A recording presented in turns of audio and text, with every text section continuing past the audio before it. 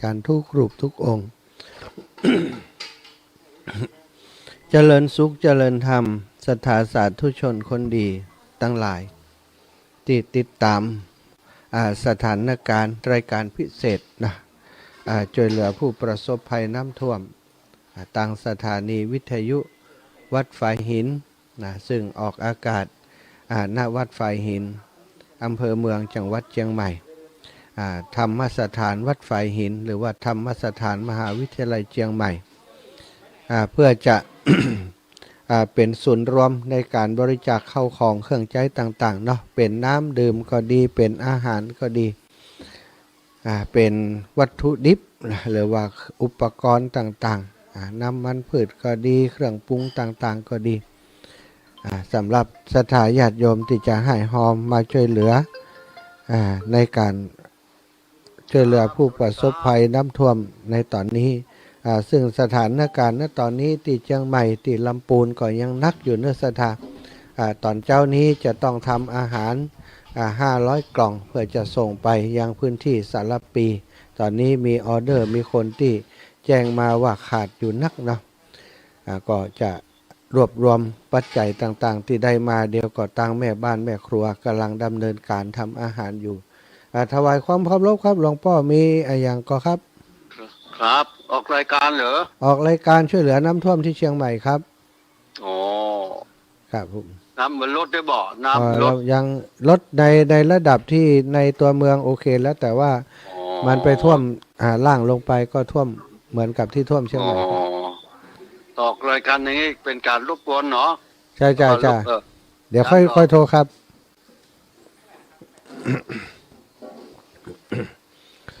ศรัทธาญาติโยมเนอะ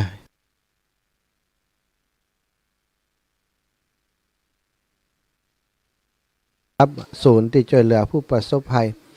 ถ้าศรัทธาญาติโยมสามารถทำเองได้นะก็แนะนำว่าทำเองหรือว่าทำเป็นทีมของเขาก็ได้ทำได้ก็ไปส่งในจุดที่เปิ่นมีความต้องการเนาะเขาจะรู้อย่างใดว่าเปิ่นมีความต้องการที่ในจุดใดอันนี้ก็ต้องใจความสามารถน้อยหนึ่งเด้อแจ้งกับไปหาผู้นำท้องถิ่นในพื้นที่ใกล้ที่เฮาอยู่นะแล้วก็นำเข้าของเหล่านี้ไปช่วยเหลือตามที่เพิ่นแนะนำเนาะศรัทธาญาติโยมตอนนี้ที่วัดไฟหินของเฮาเนาะทีมงานของศรัทธารวมใจเป็นหนึ่งลูกศิษย์ของหลวงตามาและท่านอาจารย์น้ำก็ได้ทำอาหารกันอยู่ที่นี่เจริญปอนแม่กราบนมัสการเจ้าท่านพระอาจารย์เจ้าท่านจะขอเบอร์โอนนั่นสตางค์ไปหอมเจ้าแม่จดได้เลยเนอะเจ้า53 63 09 54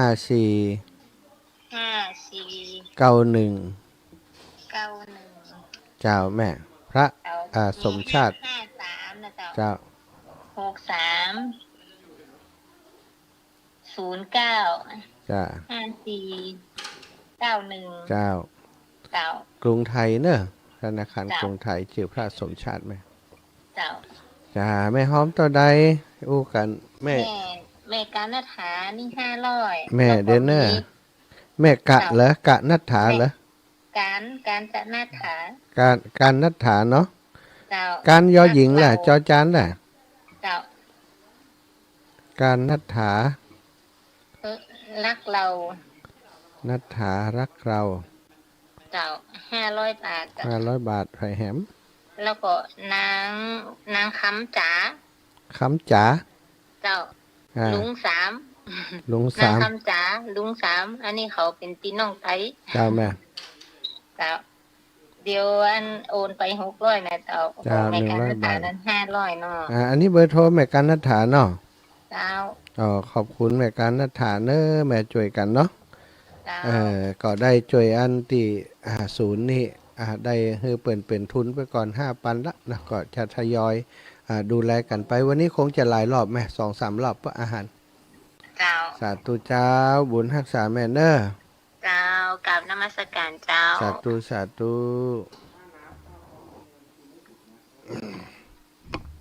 ตอนนี้ก็มีหลายจุดเนอะศรัทธาญาติโยมที่เพื่อนทำอาหารไปส่งผู้ประสบภัยเนาะที่วัดเจ็ดลินก็มีเนอะที่วัดเจ็ดลินนี้ท่านอาจารย์ได้ท่านอาจารย์มหาก็ได้รวบรวมศรัทธาญาติโยมจิตอาสาทั้งหลายไปช่วยกันที่วัดเจ็ดลินก็ยินดีโดยท่านอาจารย์เนาะที่มีแฟนรายการไปตลอดถึงศรัทธาญาติโยมไปสนับสนุนช่วยเหลือเปิดศูนย์ขึ้นมาแล้วก็ไปช่วยเหลือกันทำกับข้าวกับปลาวันหนึ่งได้400-500 ชุดเนาะก็มีคนช่วยกันนักก็ดีเนอะไปช่วยกันที่วัดเจ็ดลินพ่องก็ได้ศรัทธาญาติโยมที่ฟังรายการอาตมาเนอะถ้าอยู่ใกล้หันแล้วก็ไม่ต้องมาเพ่นะใกล้หันแล้วก็ไปช่วยหันเลยแม่การนัฏฐารักเรา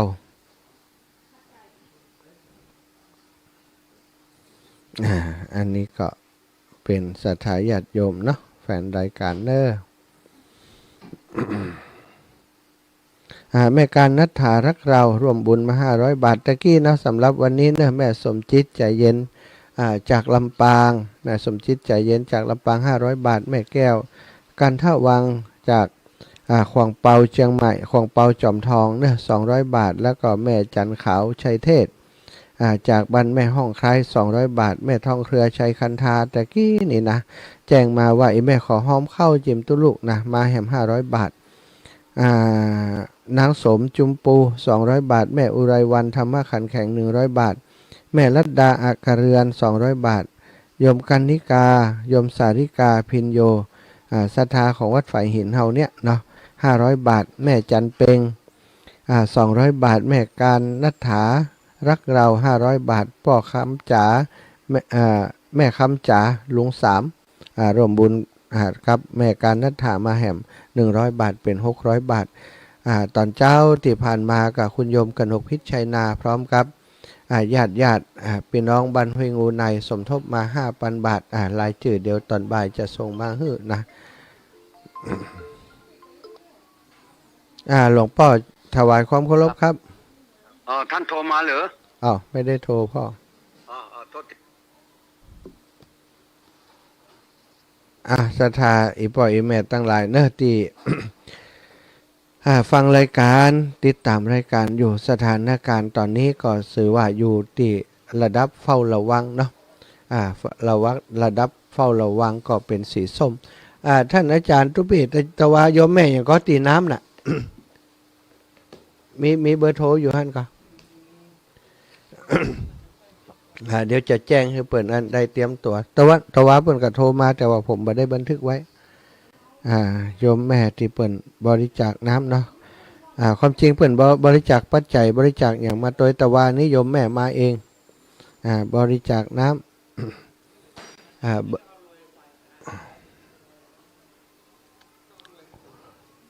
มีน้ำอยู่ตอนนี้จะไปฮับน้ำจากโยมแม่เนาะเอามาเตรียม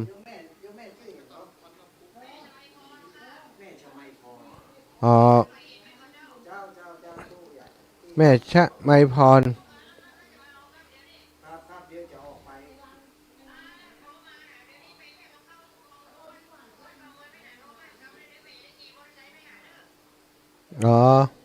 ถ้าไปถึงก่อนมาเพ่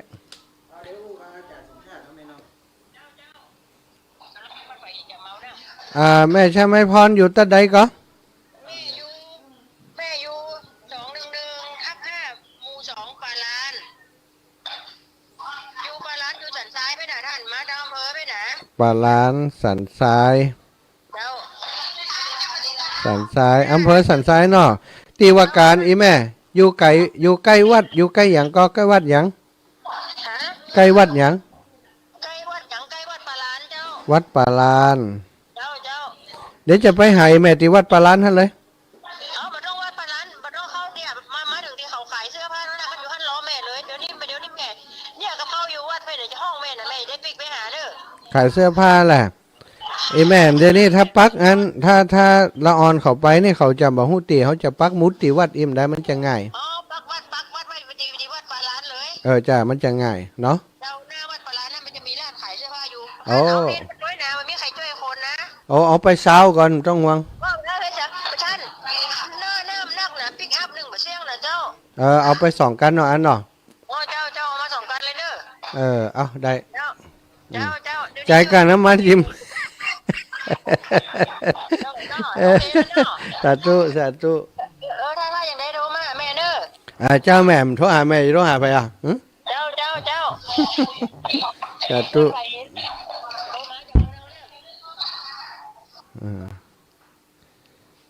แม่ชะไมพร8186ชะไมพร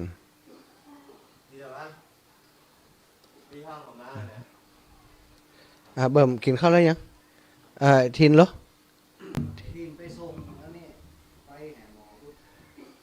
เดี๋ยวนี้จะว่าเฮาไปกันเดียวมันเป็นว่าน้ำมันนักเอาสองกันไปให้ครับแหมกันโอเคโอเคจนไปเลยนะไปออกไปตอนเจ้าเดี๋ยวจะได้ไปส่งเข้าอยู่ครับเดี๋ยวจะลงสารปีอยู่บอกไปเอาไปเอาเจ้าเราจะเอาอย่างมารวมกันด้วย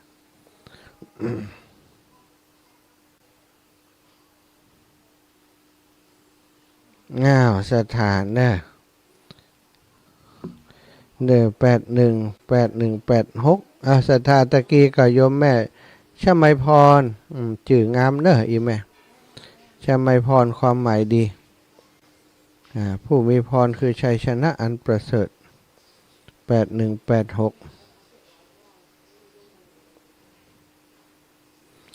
แม่ชไมพร8186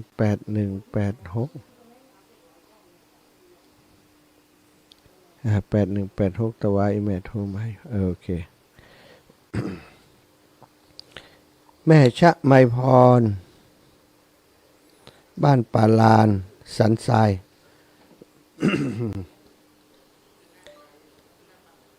แม่ชะไมพรบ้านป่าลานสันทราย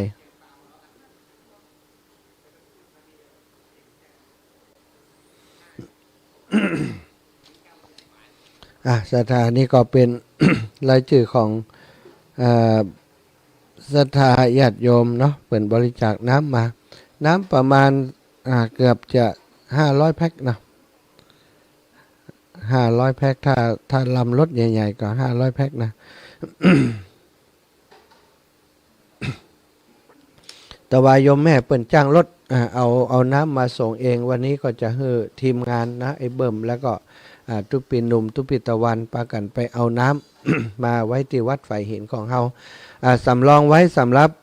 ที่เฮาจะไปบริจาคช่วยเหลือผู้ประสบภัยเนาะตอนนี้ทีมงานของคุณโยมเรวัตคุณโยมซึ่งเป็นลูกศิษย์ลูกหาของหลวงตามะได้มาเปิดศูนย์เปิดจุดที่ทำอาหารที่วัดฝ่ายหินที่นี่เนาะก็ช่วยกันทำมา 2-3 วันแล้วสถานเป็นจิตอาสามีความเสียสละนะบ่ได้เงินได้ทองจากการที่ทำอาหารแต่ประการใดแต่ได้บุญเต็มร้อยนะช่วยกันทำไปซื้อกับข้าวกับปลาไปซื้ออาหารมาป้าเพื่อนเนี้ยที่นี่ที่แรกว่าจะขอตั้งแม่บ้านของวัดฝ่ายหินคณะสัทธาวัดฝ่ายหินเพื่อนได้ มาทำอาหารเฮือแล้วเขาก็จะเป็นทุนเฮือแต่พอดีว่าเปิ่นทำอยู่ก่อนละก็เลยมอบทุนผ่านกับทีมงานของคุณเรวัตของคุณโยมที่ทำอยู่แล้วเนาะไอ้เบิ่มวัดป่าลานจดไว้กับวัดป่าลานสันทราย พิมพ์มุดพิมพ์นี่ไว้เลย เอาเบอร์โทรของอันโยมแม่ชมัยพรไปตัวจิม บันทึกเบอร์ไว้เนอะโยมแม่ชมัยพรบ้านป่าลาน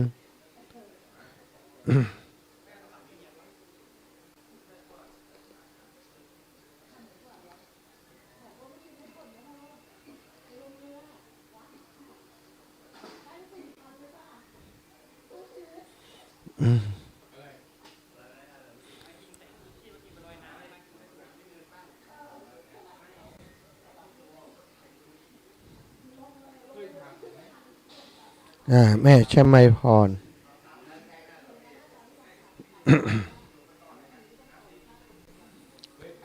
เบิ่มบันทึกเบอร์เปิดไว้เจม089 089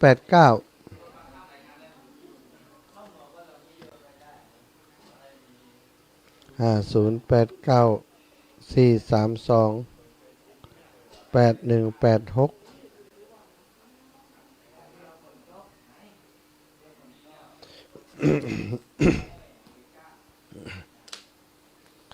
วัดปาลานสันทรายเนอะวัดปาลานสันทรายเลยที่ว่าการอำเภอสันทรายไป ญาติโยมศรัทธาญาติโยมวันนี้ช่วงนี้ก็เปิดสายไปตัวเนอะถ้าเพื่อภัยมีอย่างจะสื่อสารจะอู้จากันเนาะในสถานการณ์น้ำท่วมก็ดีตลอดถึงสื่อสารกันเรื่องราวต่างๆเรื่องอื่นๆที่ศรัทธาอยากจะสื่อสารอยากจะอู้จามาขอเจริญพรโทรมาอู้มาจามาสนทนากันได้ตอนนี้สถานการณ์น้ำที่ขวาสะ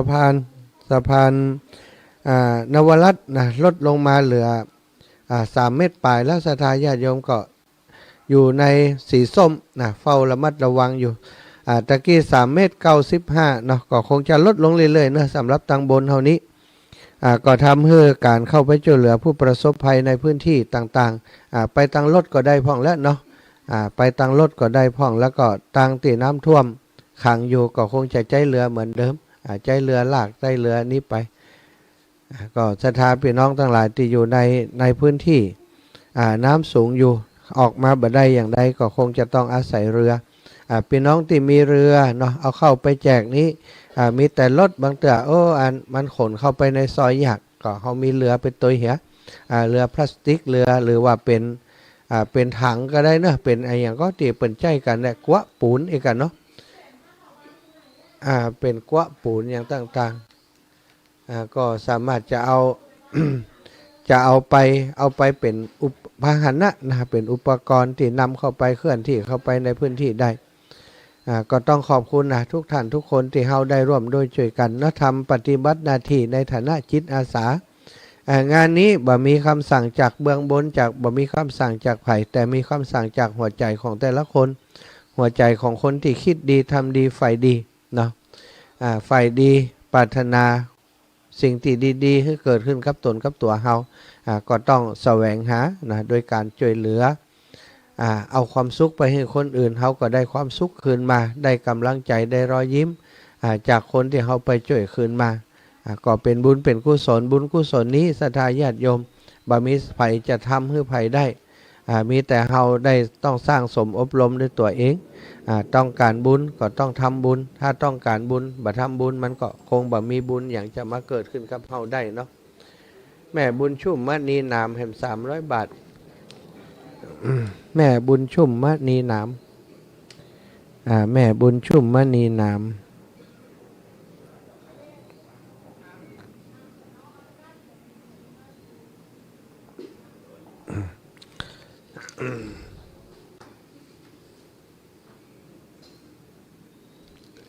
เดี๋ยวทีมงานของท่านอาจารย์หนุ่มทุพิตะวันจะพากันไปเอาน้ำที่อันสันทรายเนาะข้างๆใกล้ๆวัดปาลานสันทรายโยมแม่ชมัยพรแล้วก็ทีมงานญาติพี่น้องได้รวบรวมกันได้ซื้อน้ำไว้อีแม่ซื้อน้ำไว้นี้นะท่านอาจารย์เอารถใหญ่มาเอาเนอะอีนะรถใหญ่มีแต่ปิกอัพถ้าปิกอัพนี่ต้อง2 กันเดี๋ยวก็จะหารถไป2 กันไปฮับตะวานิยมแม่เอามาชุดหนึ่งแล้วเนาะก็ถือว่าเป็นผู้มีจิตใจที่มีเมตตากรุณาต่อผู้ประสบภัยต่อคนที่ยากไร้ประสบปัญหาอยู่ในขณะนี้ตอนนี้หลายคนเนาะศรัทธาญาติโยมเหน็ดเหนื่อยเกี่ยวกับการเก็บการเพี้ยวกันต้อมหอมครัวต่างๆหลังจากที่มันลอยน้ำอยู่หลายวันตอนนี้มันก็ ไปกองอยู่เป็นตีต้องเอามาไปเก็บมาไว้เนาะหลายคนก็เปิดปิดหัวไว้ก่อนมันจะออกจากหัวไป บางแต่มันก็ลอยออกไปเนาะ ปอลุงชัยวงศ์เป็นผู้ประสบภัยแล้วยัง วันนี้ไปแจกของทางไหน วันนี้จะเข้าไปสารปีนะปอ อ๋อ ตอนนี้ พดีหลาอยู่ทางงานครับ อยู่ไหน ร้านอยู่ สารปีอยู่วันตั้งตำบลชัยสถานนะครับ อ๋อใช้สถานเข้าพานอยู่แล้วปอ ตะวันออกครับตะวันออกในอันซุปเปอร์เนาะ อ๋อตะวันออกซุปเปอร์กะ ครับแถวไทยวัสดุแถวไว้อัน แถวนั้นเขามาเอา น่ะเชียงขาง ตอนนั้นบอกคือเขามาเอานี่เลยมาเอาเตียนถ้าเป็นอาหารมาตีวัดมงคลวนารามเลย วัดมงคลนาราม ทีโอทีฮะน่ะมงคลวนาราม โอทีแม่นสีแยกกับยัน นั่นนะ ทางจะเข้าวัน โอ้อันมันกับมาหาหันเรียบร้อยแล้วกะตั้งศูนย์อยู่ที่นั่นศูนย์ป่อศูนย์หันศูนย์ใหญ่เนอะศูนย์หันศูนย์ใหญ่นี่แถวนั่นไปเอาหันหมดอ่ะป่อตอนนี้นะครับ วัดประแดดพี่น้องวัดประแดดมงคลนาราม วัดป่าแดดเนาะไปหันได้เลยเนอะ ครับสีแยกแบบสะพานลอยครับผมครับ จะบอกกันเด้อบอกพี่ ครับ บอกน้อง สวัสดี ที่ ครับ เขาตีนับสาธุป่อปอลุงชัยวงศ์นะศรัทธาญาติโยมพี่น้องละปูนเฮาเนอร์พี่น้องสารปีสารปีใกล้ๆตรงที่แยกทีโอทีที่จะไปบันที่หันนะวัดป่าแดดชื่อว่าวัดป่าแดดไปเอาอันอาหารเนอะอาหารน้ำดื่มอะไรอย่างขาดก็ไปติดจุดบริการท่านเลยครูบาอาจารย์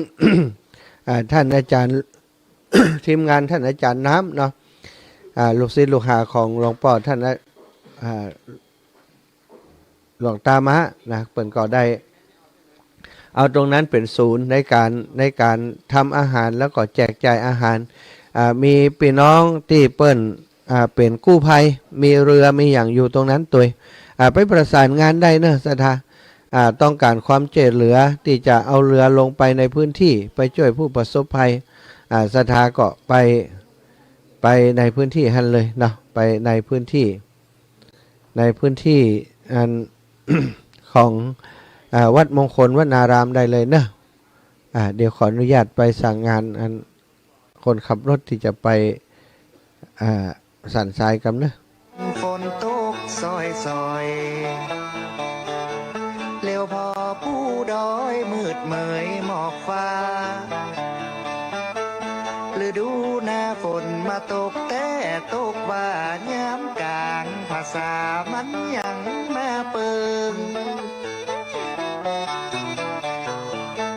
สายน้ำแม่อิงขึ้นจนหน้าปอเถิงเวียงแก่นเมืองเทิงเป็นห้องเป็นไห้แสนลำบากใจเพราะว่า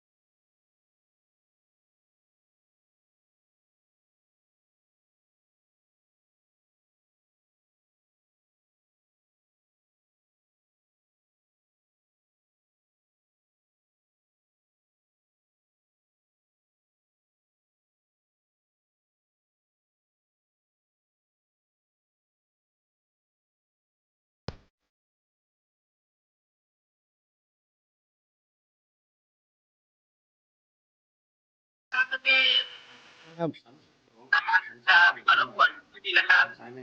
อืมถ้าปลาร้านสันสันนี่มีนี่ที่เดียวได้ ครับก็เอาขอเบอร์แม่ที่เดียวถ้าไปถึงแล้วผมว่าจะโทร อ่ะ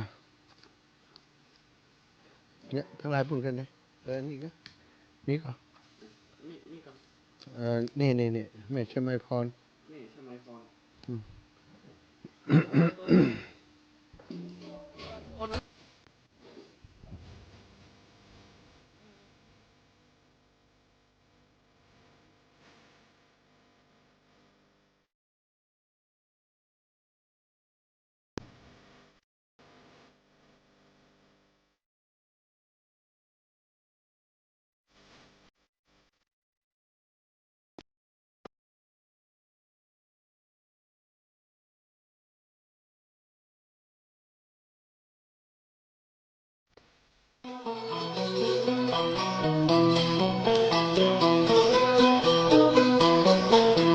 ฝนตกจากฟ้า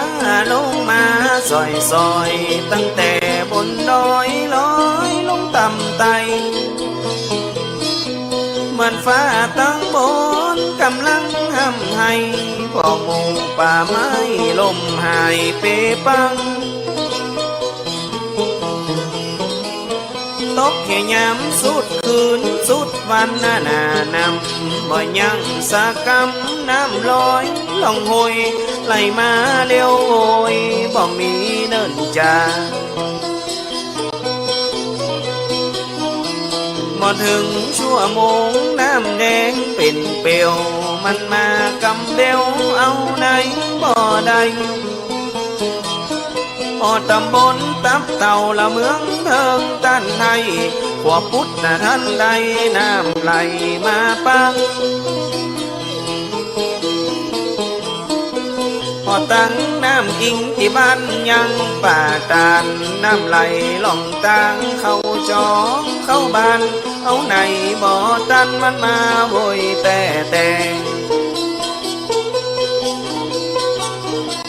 เขตอำเภอเทิงก็น้ำเติมถนน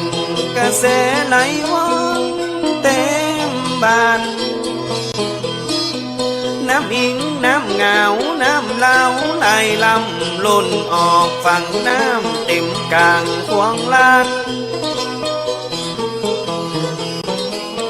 ว่าตึงรถนะตึงคนโจมที่จากกันเพราะเอาอย่าง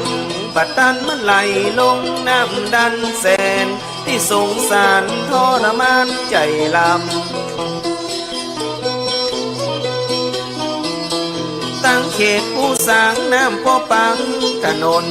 มันจองหูคนน้ำวนไหลดันเป็นต้องเป็นนาน้ำท่วมทั้งนั้นเสียหายเปปังหลายหลังคาเรือนน้ำมันมาเร็วล้ำตึงบ่มีในเหมือนปังบ้านปังเหือนให้หน้าตากาสมบัติโอคาพอไหลล่องน้ำอุทกกะไพน้ำไหลน้องหลวงตั้งสายเมืองปุงก็ขึ้นมาท่วมเชียงม้วนเมืองนั้นเต็มลานล้วนน้ำปีน้ำพวนไหลแตกตีฟอง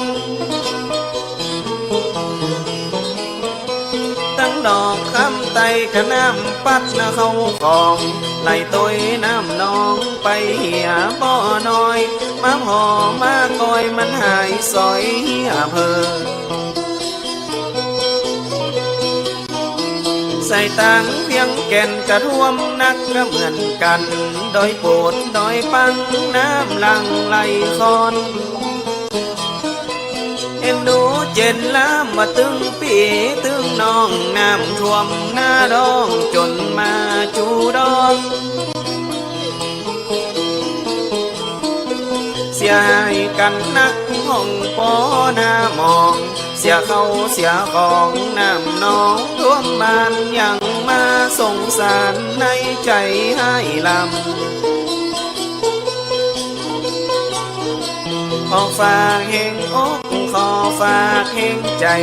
ถึงผู้เสียหายจากภัยน้ำท่วม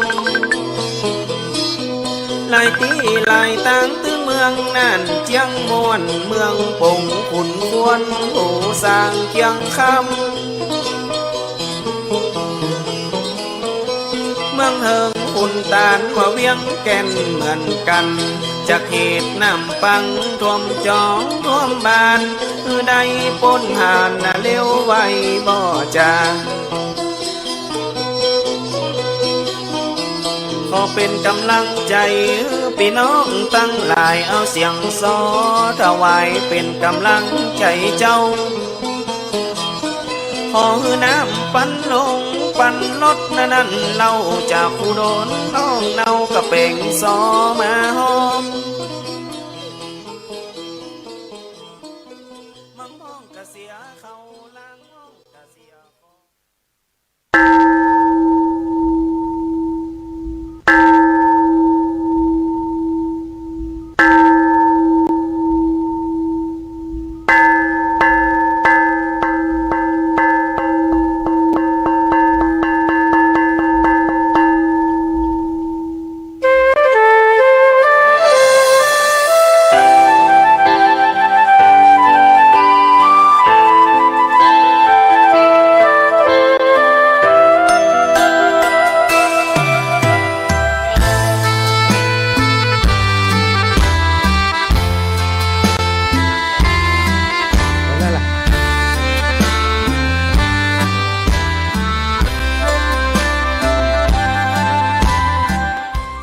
ศรัทธาญาติโยมตอนนี้แจ้งข่าวดีนะจากสีส้มมาเป็นสีเหลืองละนะสีเหลืองก็เฝ้าระวังเหมือนกันระยะเฝ้าระวังสีส้มแก่เป็นสีส้มอ่อนใกล้จะเป็นสีเหลืองแล้วเนอะเวลา8 นาฬิการะดับน้ำปิงสะพานนวรัตน์วัดใดติ 3.93 เมตรระยะตีเฝ้าระยะตีวิกฤตคือ 4.20 ระดับน้ำลดลง2 ชั่วโมงจากชั่วโมงที่ผ่านมา2 ชั่วโมงจากชั่วโมงที่ผ่านมาก็คือน้ำลดลงเรื่อยๆละสถานการเข้าไปช่วยเหลือผู้ประสบภัยนะแต่คืนก็วางไว้ที่ขอให้อย่างน้อยให้มันต่ำกว่าจุดวิกฤตแต่ตอนนี้ต่ำกว่าจุดวิกฤตมา27 เซน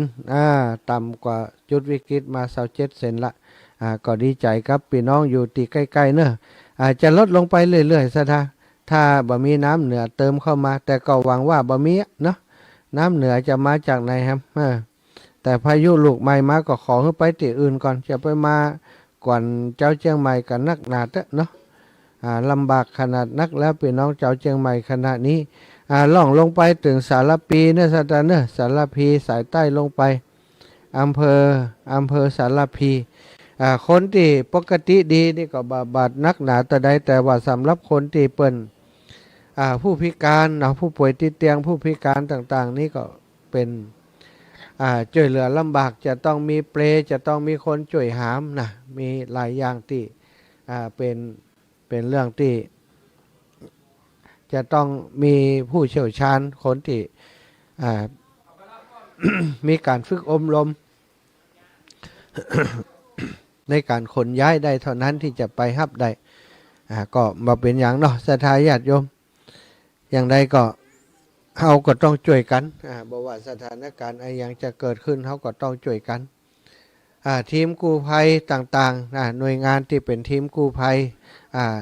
จิตอาสาจากหลายๆพื้นที่ก็ลงพื้นที่มาช่วยเหลือผู้ประสบภัยกันนักละเนาะกว่าเป็นร้อยมูลนิธิที่อาตมาได้สัมผัสได้หันที่เปิ่นเดินทางมากันตะวา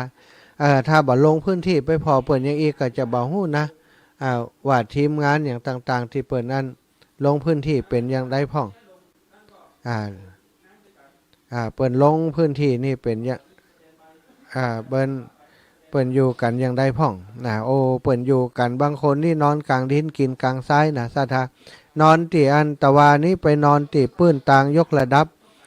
แยกสารปีนะแล้วก็แยกที่TOT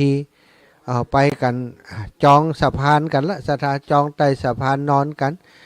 ปูเอาเสือเอาสาดปูทำกับข้าวกับปลากินกันที่หั่นนะก็ต้องขอบคุณขอบอกขอบใจนะพี่น้องกู้ภัยต่างๆทุกหน่วยงานดีละลูกไปเอา ที่ได้มาช่วยกันไปช่วยกันขนน้ำขนท่านะลูกพระลูกเนนที่วัดฝ่ายหินศรัทธาญาติโยมที่ฟังรายการอยู่โอ้อีแม่มีน้ำอยู่นี่สักลำหนึ่งนะสักลำหนึ่งถ้าไปไก่นี่อย่างน้อยได้สักลำก็โอเคเนาะอีปล่อยแม่ถ้าไปแล้ว3-4 แพ็คมันก็แก่แล้วไปนะมันกุมกันน้ำมันกะเนาะถ้ามันไปแล้วมันได้นักได้หลายเขาก็จะได้เอามารวมกันไว้นี่แล้วก็เอาแจกจ่ายไปให้เปิ่นที่เปิ่นร้องขอมาส่วนหนึ่งก็จะเอาไปที่วัดมงคลวนารามเนอะมงคลวนารามตอนนี้ตั้งศูนย์กองอำนวยการของครูบาอาจารย์อยู่ที่หั่นเนาะก็เดียวทีมของเขาที่อยู่ที่วัดฝ่ายหินที่นี่โยมเอแล้วก็โยมไรวัดก็จะต้องเดินทางไปที่วัดมงคลวนารามตั้งปุ้นก็ช่วยกันอยู่นะสัทธาตั้งปุ้นซ้ำเป็นชุดใหญ่บางคนนี่ทำอาหารปุ๊บแล้วก็ผู้ประสบภัยเปิ่นมาขอรับการช่วยเหลือเปิ่นก็ไปกินกันตรงนั้นเลยปรุงออกมาแล้วบ่ได้ขนย้ายไปไหนสักทีก็สะดวกไปแหมอย่างนะสัทธาแทนที่เขาจะบรรจุกล่องบรรจุหีบห่อไปส่งให้เปิ่นไปกินจูหั่นเลยนี่ก็ดีไปแล้วไปเห็นเลยเราบ่ต้องได้ไปส่งส่วนที่จะต้องไปส่งก็ต้องมีอีกส่วนหนึ่งตอนนี้ที่เขาทำที่วัดฝ่ายหินนี่โยมทางปุ้นเปิ่นก็สั่งมาว่าขอ500 กล่องนี่นะก็จะได้ทำเข้าไปส่งเปิ่นต่อไปเนาะตอนนี้ก็หุงข้าวหุงยังกันอยู่ตอนประมาณสัก10 โมงก่อนหน้า10 โมง11 โมงก็น่าจะได้ออกไปนำของเหล่านี้ไปส่งให้ตามที่เปิ่นแจ้งมาว่าต้องการความช่วยเหลือทีมงานของท่านอาจารย์น้ำลูกศิษย์ของหลวงตามะเนาะเปิ่นมีรถมีคนทีมงานกู้ภัยของเปิ่นเนี่ยมีรถมีเรือเรียบร้อยสถานแล้วก็มีแม่ครัวนะคนที่จะดำเนินการทำเกี่ยวกับเรื่องอาหารแม่ชีเนาะโยมแม่ชีตุกตาโยมท่านพระอาจารย์แล้วก็หลายๆท่านหลายๆคนที่เปิ่นช่วยกันอยู่ที่วัดมงคลวนารามเนาะส่วนของเฮาที่นี่ศูนย์ของเฮาสำหรับวันนี้นะในทีมงานของศรัทธาร่วมใจเป็นหนึ่งเดียวจะเสร็จจากการปรุงอาหารในช่วงของกลางวันนี้ก็จะย้ายไปร่วมกับทีมที่อยู่วัดมงคลวนารามอาจจะเป็นทีมเดียวไปเลยเนาะที่นี่เขาก็จะปิดศูนย์เกี่ยวกับการทำอาหารแต่ว่าบ่ปิดเกี่ยวกับการที่จะรับบริจาคเข้าของเนื้อสถานที่วัดฝ่ายหินสถานอีปล่อยแม่สามารถนำเอาเข้าของต่างๆมาบริจาคเป็นน้ำประสานติดต่อมาที่ตุปีนุมตุปีตะวันหรือว่าท่านอาจารย์พระครูสมุวิสุวัตวรกิจโจได้ตั้งครูบาอาจารย์ก็จะให้ทีมงานลูกหลานได้ไปรับเอาน้ำเนาะเอาเครื่องอุปโภคบริโภคที่บ้านที่จองของศรัทธาญาติโยมหากจะมีนะถ้ามีนะก็แจ้งมาให้เปิ่นได้เปิ่นก็จะไปรับเอาเตียนที่สำนักงานเลยเนาะสำนักงานของศรัทธาญาติโยมที่บ้านที่จองของศรัทธาญาติโยมเอารวมไว้ที่หันเลยเนาะก็จะมีรถไปรับมีลูกพระลูกเนนไปขนไปปั่นป้อนให้ตัวแล้วก็ลวดขนมาตัวนะ แล้วเปิดสายไปเรื่อยๆเนอะศรัทธาญาติโยมที่ฟังรายการอยู่จะแสดงความคิดเห็นเห็นอกเห็นใจคนประสบภัยก็ดีให้กำลังใจผู้ที่เป็นจิตอาสาทำอาหารก็ดีไปส่งเข้ากล่องส่งอาหารก็ดีเนี่ยก็สามารถมาให้กำลังใจกันได้รายงานสถานการณ์ตอนนี้ก่อนน้ำติดสะพานนวรัตน์ลดลงเรื่อยๆแต่ว่าตั้งใต้บ่ลดเนอะศรัทธาตั้งใต้นี่ก็หมายความว่าพื้นที่รับน้ำที่ต่ำจากตัวเมืองเชียงใหม่นะตะวันนี่ก็คือสารพีตอนนี้สารพีก็จะเริ่มลดลงไปเรื่อยๆแล้วก็จะไปนักตั้งหน้านะลดลงตามตีน้ำตีหนุนมามันลดไปแล้วเนาะตังสารพีก็จะลดตามไปเรื่อยๆแต่ว่าก็จะไปตั้งหน้าเรื่อยๆเหมือนกันตอนนี้ฟังซ้ายมือข้าเขาออกจากเชียงใหม่ไปเนี่ยฝั่งตะวันออกเนาะถนนซุปเปอร์นะฝั่งตะวันออกถนนซุปเปอร์นี่แถวชัยสถานวัดชัยสถานแถวนั้นนี่น้ำเต็มแล้วนะสถานน้ำขึ้นไปก็เป็นผู้ประสบภัยเป็นที่เรียบร้อยแล้วตำบลบันทิแถวละปูนแถวนิคมอุตสาหกรรมคิดว่าน้ำที่มันข้ามจุดแถว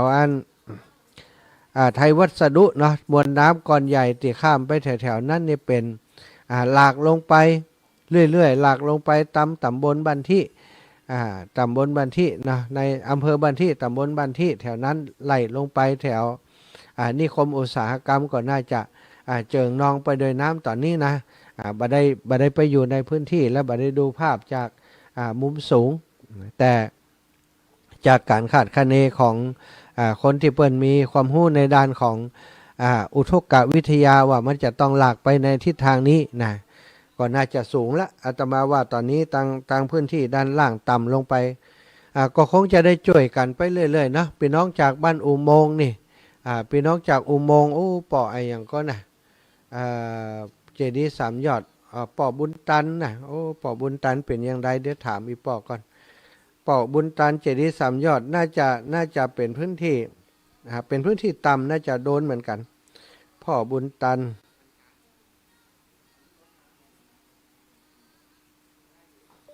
พ่อบุญตัน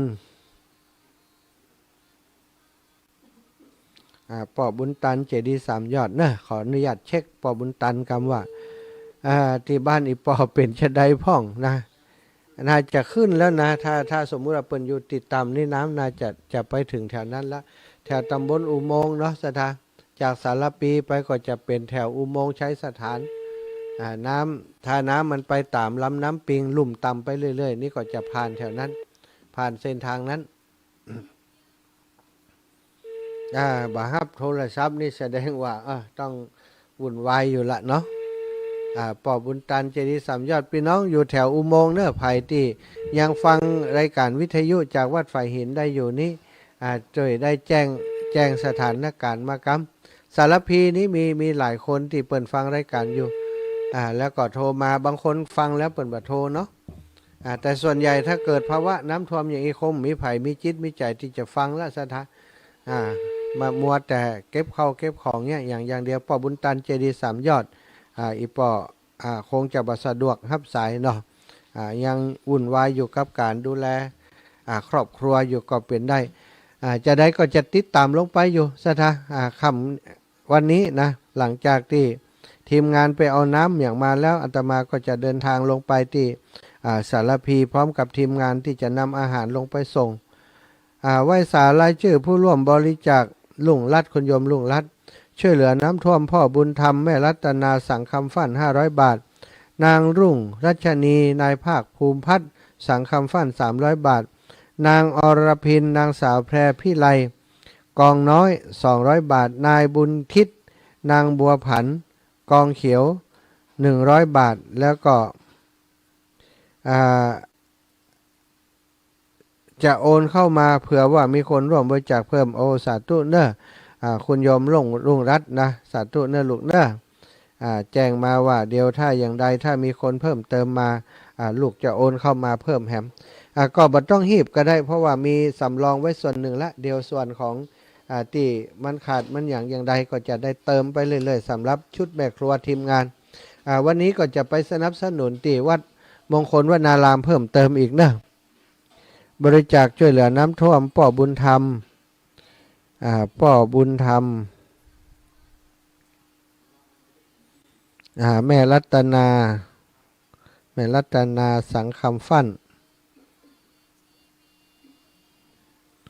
ร่วมบุญมา500 บาทเนาะ500 บาทแล้วก็ลุงรัชน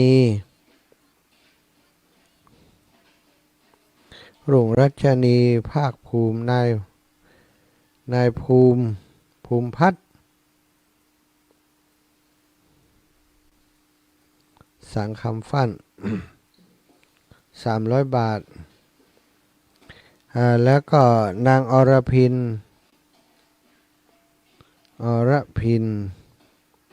นางสาวแพรพิไลกองน้อย200 บาทนายบุญทิศนางบัวผัน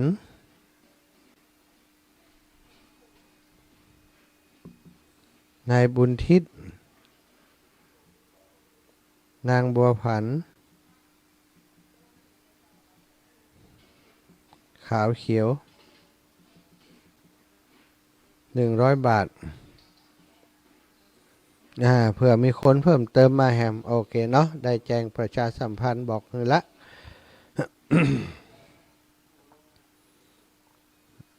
สถาญาติโยมนะคุณโยมจิราพรตะวานิอ่านท่านผอจิรพันธ์ผอจิรพันธ์ผอจิรพันธ์ตะวานิได้โอนมาร่วมช่วยเหลือเนาะเดี๋ยวพอก่อนเนอะผอจิรพันธ์หลายที่หลายแห่งศรัทธาญาติโยมที่เปิ้นให้หอมบริจาคร่วมบุญมาที่ส่วนใหญ่ก็เป็นคนที่ทำกิจกรรมร่วมกันมาโดยตลอดนะเพราะว่าจะเป็นเรื่องเล่าอะไรอย่างเนาะเขาก็ช่วยเหลือกันขอปันปอนสั้นๆมาจิมเนื้อเจ้า เดี๋ยวก็จะส่งไปทีหลังเนอะแม่จันฟองพรหมถาวรพร้อมลูกหลานแม่จันฟองพรหมถาวรพร้อมลูกหลาน200 บาทแม่บุญนาคชัยธนุ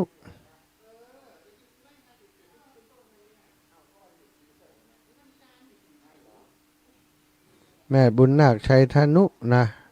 แถม200 บาทอนุโมทนาบุญขอบคุณนะ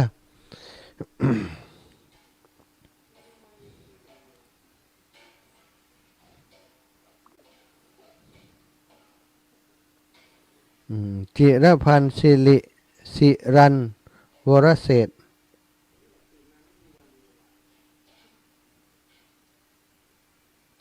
สิรันวรเศรษฐ์ร่วมบุญมาแห่ม500 บาทนะศรัทธาญาติโยมช่วยเหลือกันคนละเล็กละน้อยเนาะก็ได้กับข้าวกับปลาอาหารไปส่งให้ผู้ประสบภัยทุกวันละเขาก็จะออกกันวันละ3 รอบ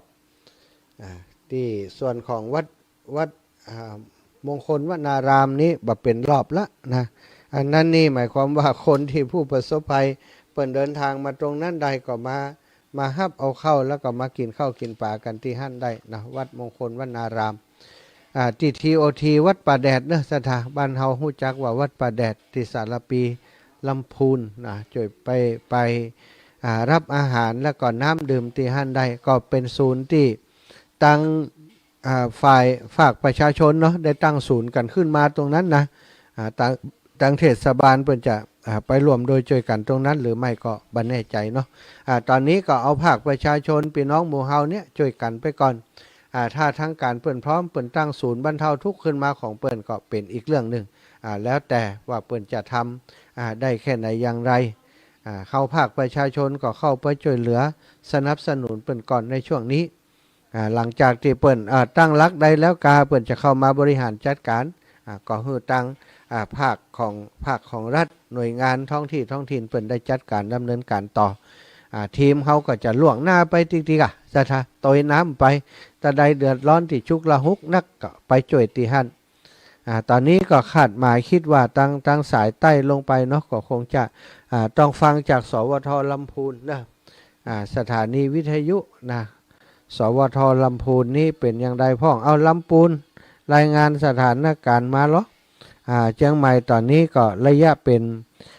ใกล้จะเป็นสีเหลืองแล้วสีส้มเฝ้าระวังสีเหลืองนี่ก็คือระวังเฝ้าระวังพิเศษนะสีส้มแล้วก็สีเหลืองนี่เฝ้าระวังมาถึงกับนักหนาอย่างคือน้ำมันลดลงไปแล้วเนาะถึงน้ำจะลดลงไปแต่ว่าความเดือดร้อนยังมีสูงอยู่นะบอกว่าจะเป็นขี้เปอะขี้โคลนอย่างต่างๆที่เข้ามาวัดชัยสถานของท่านอาจารย์สมชาตินะสมชาติมาจากวัดบรรพตเหมือนกันแต่ว่าเปิ้นมาอยู่ที่วัดชัยสถานเมินละตะวาหันเปิ้นลงภาพข่าวปะโตขี้เปอะมันลุกไหนมาว่าที่วัดชัยสถานเนอะขี้เปอะเนี่ยจะตกข้างในคุณโยมอาจารย์ชนัดกมลคุณครูชนัดกมลแต้มคมนะคุณครูชนัดกมลแหม500 บาท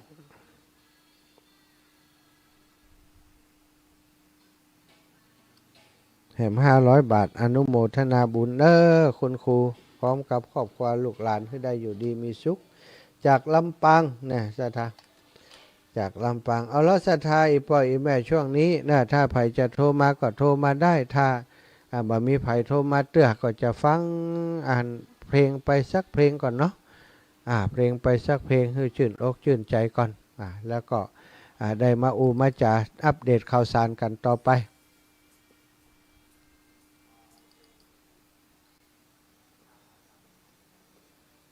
ฟ้ามืดบดฝนตกซอยซอย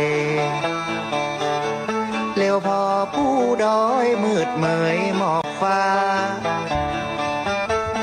ฤดูหน้าฝนมาตกแต่ตกว่าย้ำกลางภาษามันยังมาเปิง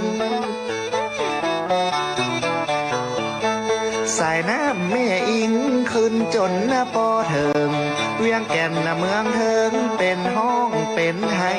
แสนลำบากใจเพราะว่ากลัวแนมพะเยาผู้สางเจียงคำเจียงม่วนเมืองปงน้ำไหลเจียวลงเอาอย่างบ่ได้บางพ้องไข่หัวพ้องสีตาให้เหมือนสายน้ำไหลบ่ปีกไว้ขึ้นมาให้ธรรมชาติแน่กลัวแต่แน่เป็ดไก่หมูแม่ไผ่โจ้ยบ่ได้จำเป็นต้องตายวำวายมอดมวย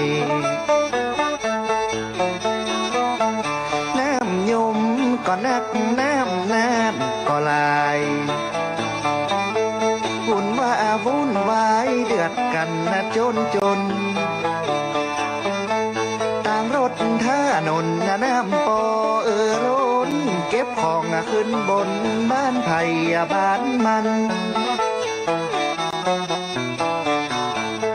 เมืองแน่นเจียงกลางปัวตาวังผาเขตวัดเขตว่าน้ำจนปอท่วมให้น้าป่าสวนจนปอบ่อคืนพี่น้องเมืองเป็นนครโกไสแม่ยมน้องไหลตกใจตื่นเต้นบ้านจองเฮือนหอน้ำเข้าบ่อเว้นงัวควายหนีเพ่นหล่นปอบตันสาเหตุฝนตกซ้ำมาติดกันหลายคืนหลายวันป้องกันบ่ได้น้ำน้องขอนไหลเป็นภัยเตื้อนี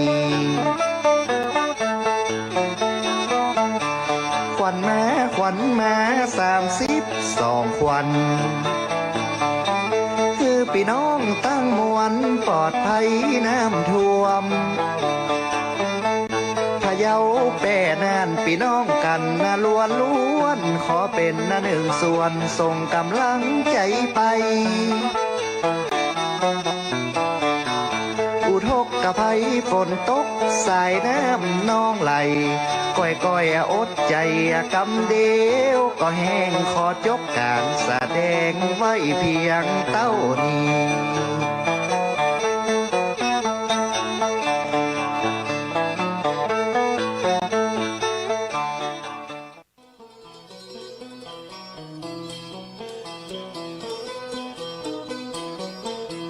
ฝนตกจากฟ้า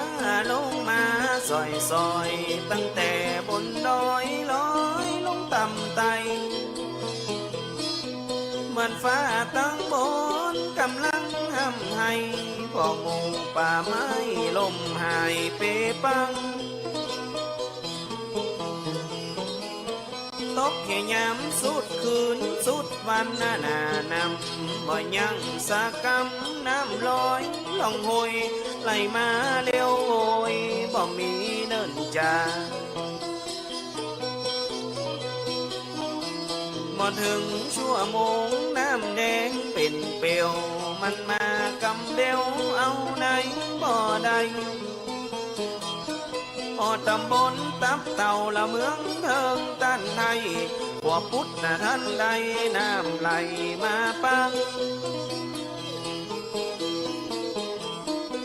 พอตั้งน้ำอิงที่บ้านยังป่าตานน้ำไหลล่องตางเข้าจองเข้าบ้านเอาไหนบ่อตันมันมาโวยแต่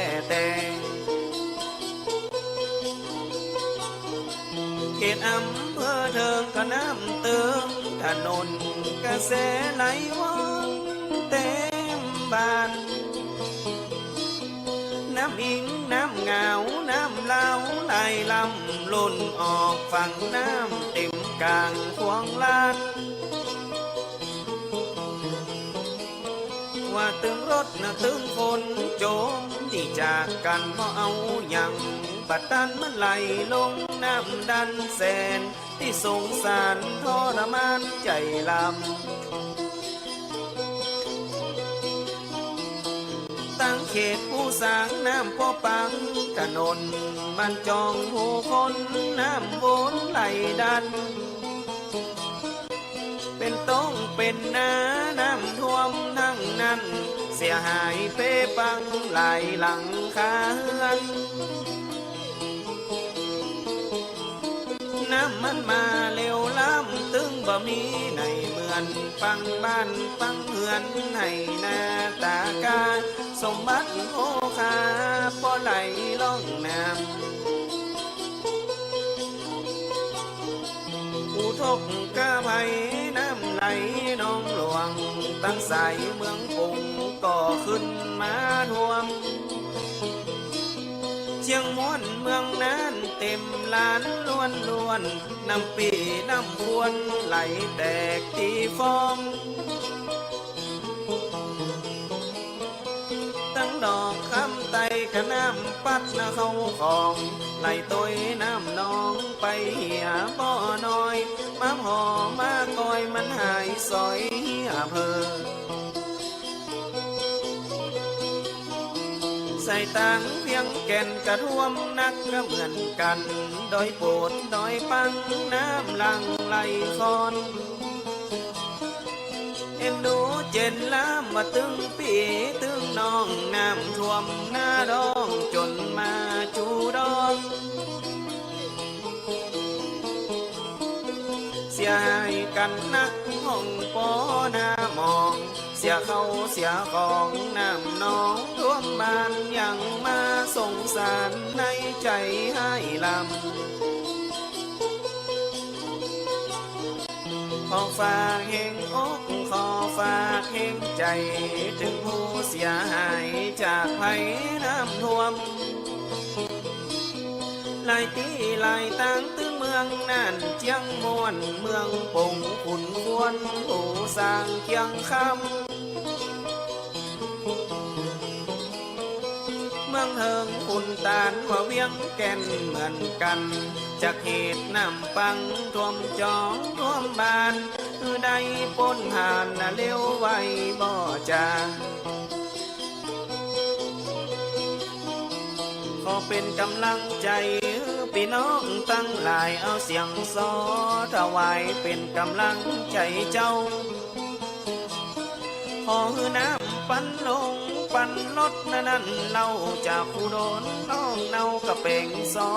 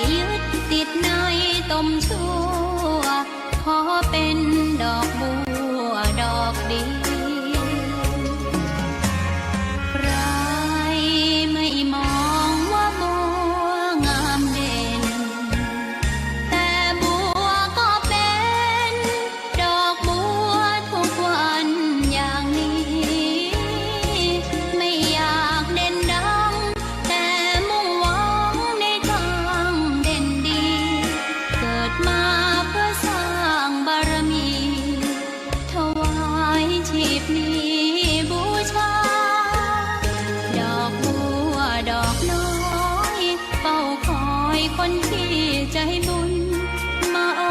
บเอื้อเกื้อกูลรู้ค่าของบุญเก็บบัวขึ้นมาเพื่อสร้างความดีและเสริมบารมีดังว่าใช้ดอกบัวนี้บูชาพระสัมมาสัมพุทธองค์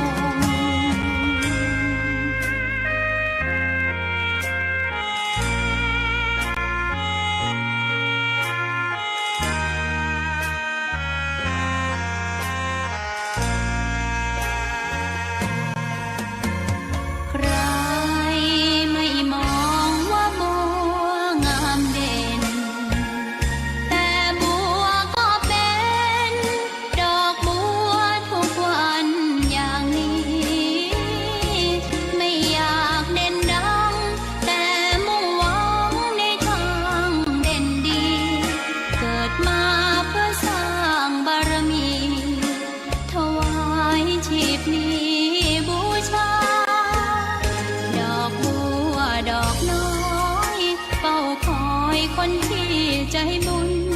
มาโอบเอื้อเกื้อกูลรู้ค่าของบุญเก็บบัวขึ้นมาเพื่อสร้างความดีและเสริมบารมีดังว่าใช้ดอกบัวนี้บูชาพระสัมมาสัมพุทธองค์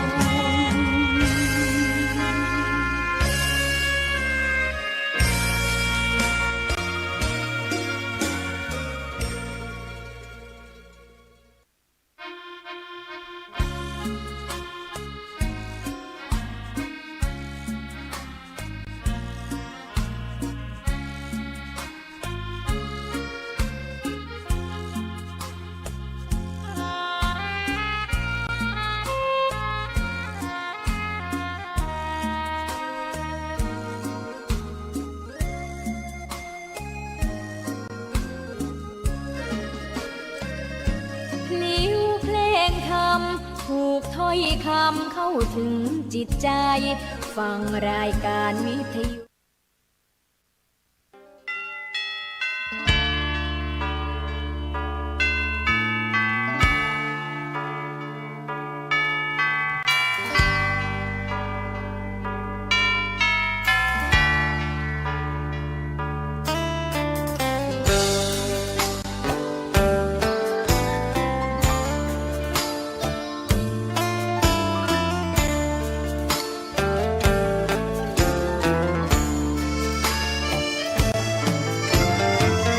เชิญชวนทุกท่านเข้าวัดเข้าวาฟังธรรมะจากหลวงตา เสริมชีวาให้สุขสดใส ยึดมั่นหลักธรรมคำสอนไว้ให้ขึ้นใจ ความดีรีบทำกันไว้ หญิงชายอย่าได้นายนี้ เชิญชวนทุกท่านเข้าวัดเข้าวาทำบุญด้วยจิตศรัทธาบุญบุญพาให้เราสุขีจะทำการใดนำใช้ในสิ่งดีดีทำบุญให้ทานวันนี้ ไม่มีใครว่าใครชัง สมัยก่อนประทับใจปู่ย่าตายาย วันพระไม่เคยเบื่อหน่ายจำได้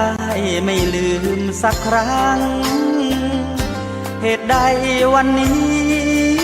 มีคนเข้าวัดน้อยจัง อยากให้เหมือนก่อนอีกครั้ง ฝากความหวังกับคนรุ่นใหม่ เชิญชวนทุกท่านเข้าวัดเข้าวารับศีลรับพรหลวงตา เสริมคุณค่าให้กับจิตใจ กระทำความดี เรื่องนี้ ไม่ต้องอายใครว่างจากการงานเมื่อใดเชิญชวนท่านไปทำบุญ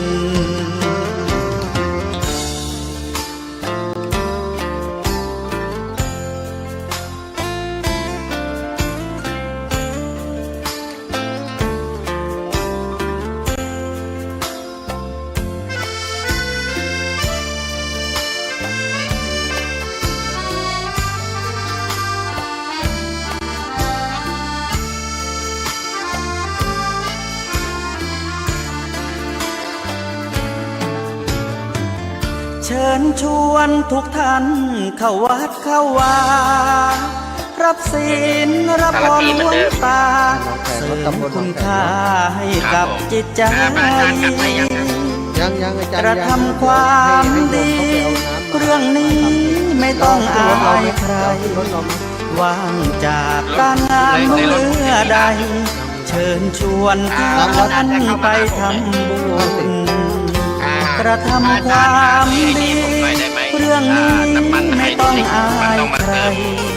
ฝากเพลงเชิญชวนหญิงชายอย่าอายเรื่องกา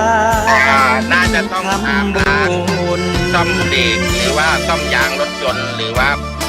ปั๊มก็ได้แต่ปตทผมถามปั๊มใหญ่แล้วไม่มีครับผมเพราะตอนนี้มันรั่วเมื่อวานตอนเย็นกลับมารอบมืดเลยมันยกไม่ขึ้นแล้วต้องใช้มือดึงโอ้เดี๋ยวอาจารย์จะแวะซื้อให้ครับผมครับค่าใช้จ่ายอย่างอื่นน้ำมันพอไหมน้ำมันมีไหมน้ำมันรถน้ำมันเรือยังมีอยู่น้ำมันเรือผมซื้อมา400วันนั้นที่อาจารย์โอนเงินมาให้ซื้อมา400ยังไม่ได้ใช้เลยโอเคเดี๋ยวค่อยเติมตอนเสร็จวันละ10บางทีอาจจะต้องไปซ่อมครับซ่อมรถที่เมื่อเช้าจะออกจากโรงแรมมันออกไม่ได้มันติดเดินหน้าก็ไม่ได้ถอยหลังก็ไม่ได้ประมาณสัก2 เมตร 3 เมตรสงสัยว่าเบรกมันจะติดเพราะมันไปแช่น้ำครับผมแสงธรรมสองทางทำกลางโลกอันเวียนวนกิเลสตัณหาเหมือนม่านบังตามืดมนไฟโลกโกรธร้องเผาลนใจทนห่างศีลธรรมไขว่คว้าดิ้นรนไปบนหนทางคล้ำมนโอ้ปุถุชนไม่พ้นว่ายวนเวรกรรมบ่วงนางเหยียดกินรัดไว้ลืมศีลลืมธรรมเหมือนน้ำไหลลงที่ต่ำมืดดำคล้ำในใจคนมนุษย์แปลว่าผู้มีใจสูงเหมือนดังยุงมีดีอยู่ที่แววคนถ้าใจต่ำเป็นได้ก็แต่เพียงคนไม่อาจหลุดพ้นวังวนลุ่มลมโลกีมาสิเชิญมาทางนี้หนทางมนุษย์ที่บริสุทธิ์ห่างความมองมัวชีวิตห่างโลกเวียนวนของคนลุ่มหลงโลกีพระพุทธองค์ทรงชี้วิธีพระธรรมนำทาง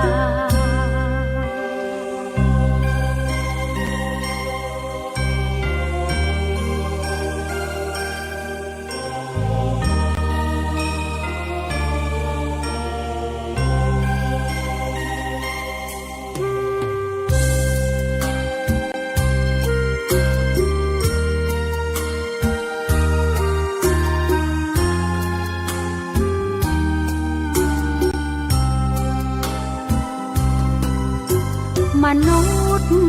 แปลว่าผู้มีใจสูงเหมือนดังยุง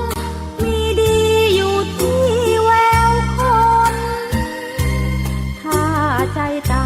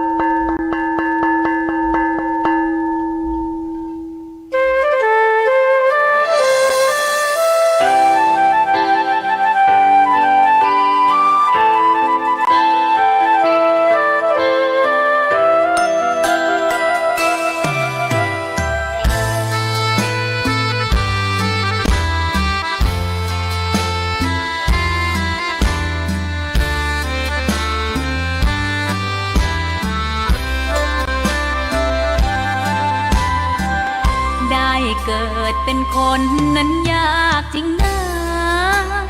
เพราะพุทธศาสนายิ่งแสนยากเย็นคนไทยโชคดีที่สุดแล้วมีแก้ว3 ดวงงามเด่นมีวัดซึ่งเป็นนาบุญยิ่งใหญ่มีศาสนาพุทธประจำชาติไทยอยากหล่ออยากสวยเราต้องรักษาศีล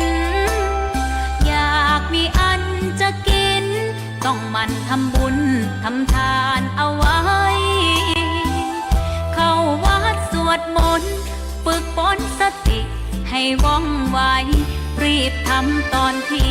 เราทำเองได้อย่ารอจนตายถึงเข้าวัดว่าเข้าวัดยามเป็น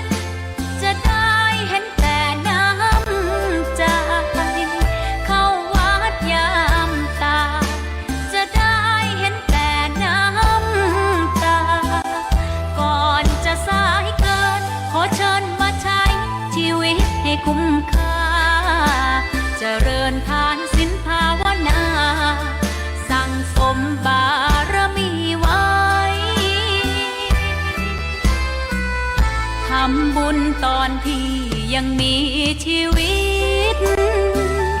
ย่อมดีกว่ารอเขาอุทิศบุญให้อย่ามัวหลงเพลินเดินห่างวัดตัวอย่างชัดๆมีมากมายเข้าวัดตอนตายสายเกินแก้กรรม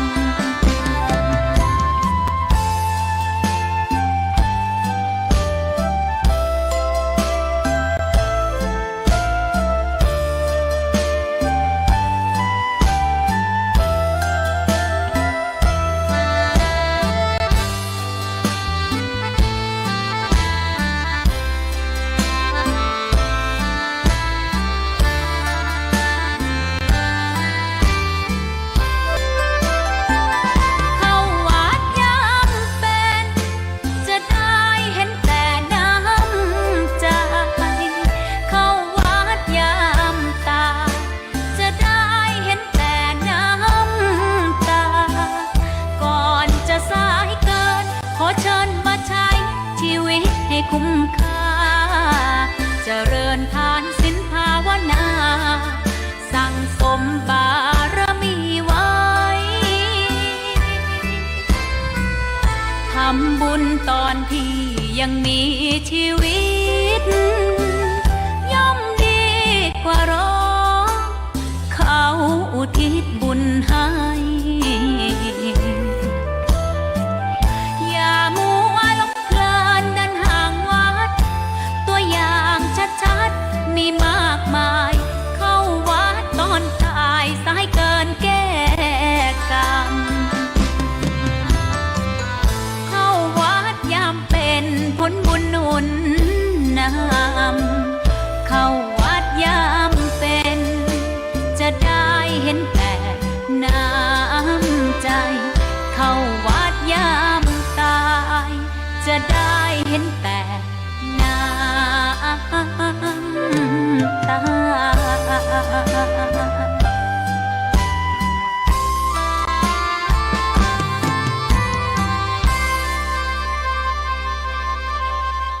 ตา ศรัทธาญาติโยมทั้งหลายได้ฟังเพลงไปหลายบทเพลง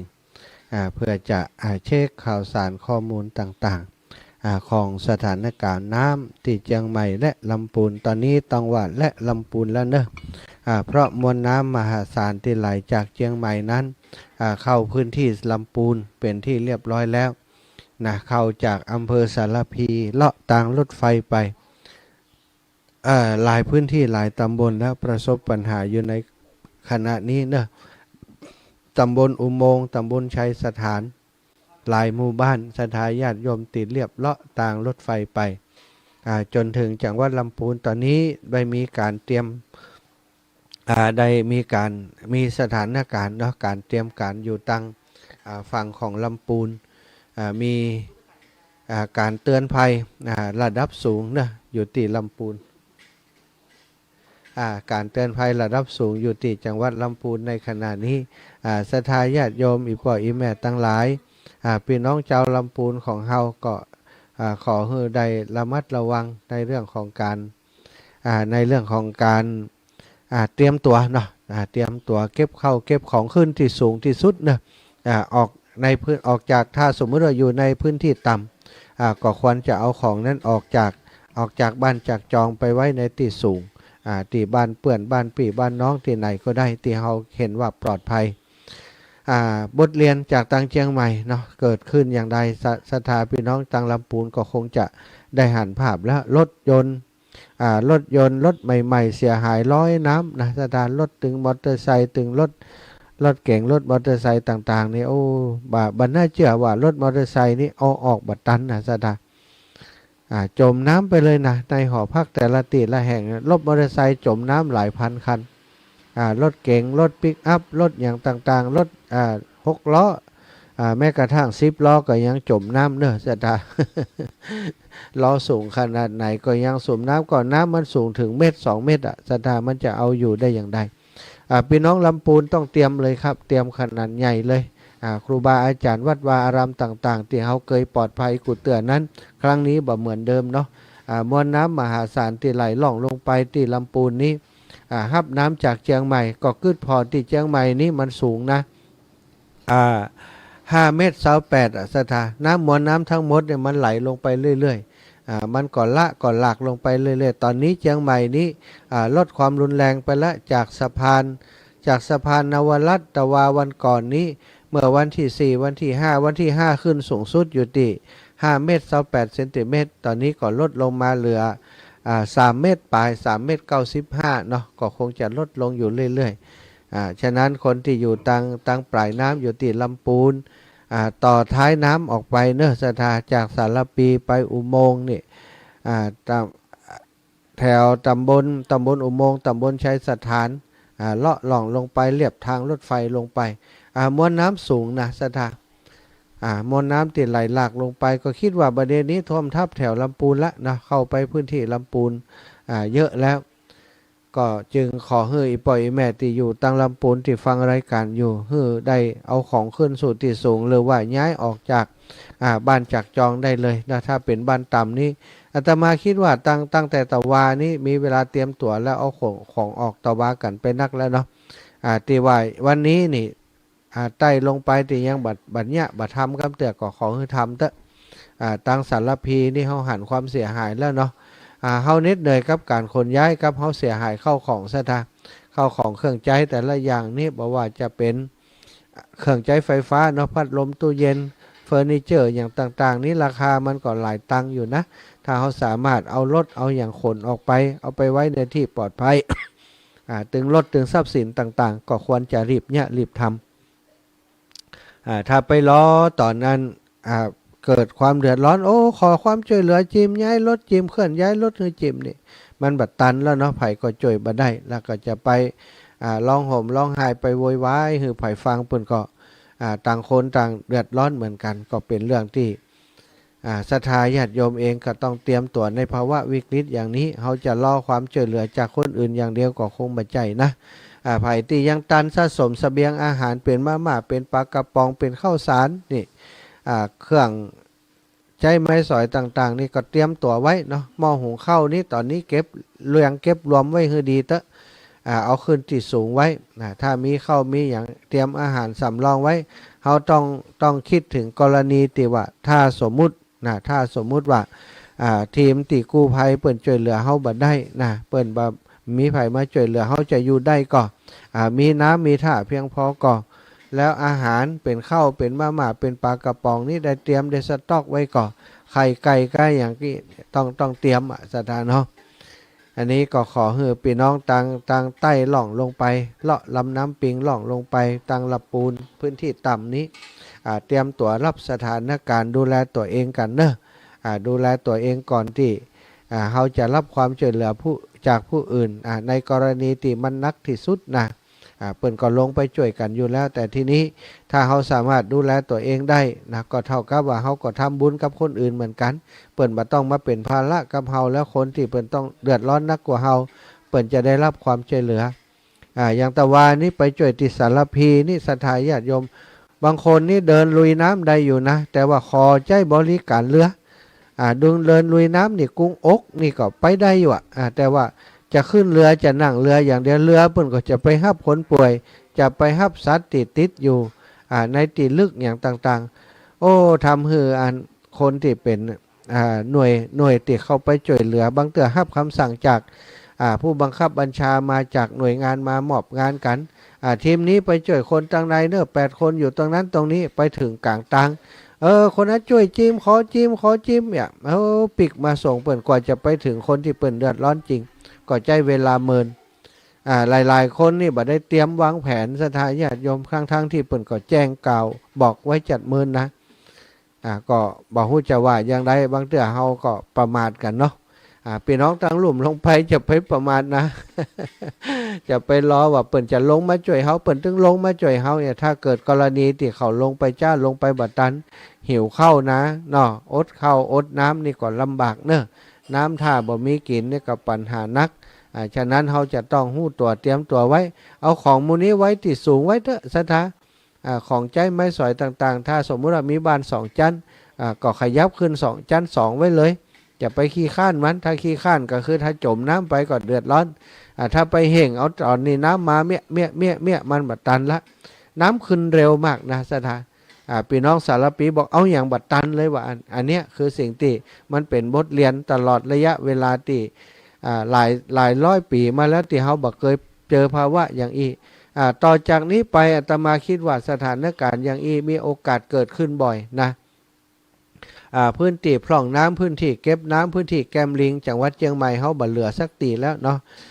หนองอะไรต่างๆอะไรทำไมเนี่ยหนองที่มันมีอยู่ที่ผ่านมานั้นถูกถมถูกแปลงสร้างบ้านจัดสรรไปเหี่ยหมดแล้วสถานหนองหอยเอาเลยหนองหอยเนี่ยบ่เดียวมีละเนาะหนองต่างๆหนองในจังหวัดเชียงใหม่เขามีหลายหนองที่เป็นพื้นที่พร่องน้ำเป็นพื้นที่รับน้ำแต่ปัจจุบันนี้เป็นบ้านจัดสรรเป็นที่ดินของคนทั่วไปหมดแล้วบ่มีที่เก็บน้ำของสาธารณะอยู่เหลืออยู่เลยมันก็เลยอย่างเงี้ยนะสถาน จะไปโทษไผก็บ่ได้เนาะถ้าจะโทษก็โทษความหันแก่ตัวของคนเฮาคนบางคนในทุนก็อย่างก็ต่างๆเนี่ยเปิ้นเนี่ยได้ทำได้ข้าราชการอย่างต่างๆบ่ก่อนนี่หนองคลองบึงมีนักนะคำว่าหนองหอยหนองนั่นหนองนี่นิสทาญาติโยมเปิ้นมีหนองจริงๆบัดเดี๋ยวนี้ไปซ่อหาหนองเมียอยู่ตัดใดนี่หัวเป็นบ้านไผ่ไปก็หัวนะเป็นถนนหนทางกันไปเสร็จแล้วเนี่ยฉะนั้นพื้นที่รับน้ำมันก็ยังว่านะมันก็ล้นกันเนาะล้นก็เข้าท่วมทับของบ้านของหมู่เฮาทั้งหลายเอาบ้านของเฮาเป็นหนองน้ำเป็นที่พร่องน้ำไปเลยเดือดร้อนกันนะไปถึงตังลำปูนแล้วเนอะตอนนี้ก็คงจะช่วยเหลือกันไล่ระยะไปเรื่อยๆและสถานความเดือดร้อนไปถึงไหนคนที่มีสามารถช่วยเหลือกันได้ก็ช่วยเหลือกันไปเนอะพื้นที่ต่ำพื้นที่ลุ่มต่ำพื้นที่เลาะน้ำปิงไปนี่ทุกหมู่บ้านทุกชุมชนต้องเตรียมตัวกันขนาดใหญ่เตรียมตัวเพื่อจะรับมวลน้ำที่มาจากตังเชียงใหม่ไหลลงไปเรื่อยๆเนาะก็ฝากความห่วงใยนี้ไปถึงศรัทธาญาติโยมทุกท่านทุกคนที่อยู่ใต้น้ำลงไปเดี๋ยวจะมาพอว่าพื้นที่ที่เปิดประกาศว่าให้ขนของขึ้นที่สูงแล้วก็ระมัดระวังมีที่ไหนพ้องเนาะมีที่ไหนพ้องที่จะต้องเตรียมตัวระมัดระวังอย่างสูงสุดเนี่ยนะหลายคนเปิดลงภาพลงอย่างมานี่เป็นตาดีอินดูศรัทธาเปียมาหลอกซอกแซกกันนะเปียมาหลอกซอกแซกบางพ้องก็เข้าไปที่ทำงานบ่ได้ยังเข้าออฟฟิศบ่ได้เยอะอยู่เลยน้ำยังสูงอยู่อันนี้ก็คือสิ่งที่เตือนเขาได้จัดดีนะศรัทธาเตือนว่าเขาจะต้องระมัดระวังในเรื่องการในเรื่องของการเผชิญภัยน้ำท่วมในครั้งนี้มีอะไรอย่างที่เขาคิดว่าจะต้องหีบทำก็ขอให้หีบทำก่อนที่น้ำจะเข้ามาก่อนที่น้ำจะเข้ามา ถึงบ้านถึงจองเขาถึงเวลานั้นมาเขาก็จะบัดตันแล้วนะสถานโรงแรมคุ้มพยาเปิดให้มาใช้บริการอาบน้ำห้องน้ำได้ฟรีบ่คิดค่าบริการที่เชียงใหม่เนาะน้ำวังลดแล้วเนอะน้ำวังที่ลำปางลดลงแล้วตอนนี้เชียงใหม่เนี่ยนะที่มีอาการปัญหานักอยู่นี่ก็คือที่เชียงใหม่ของเรา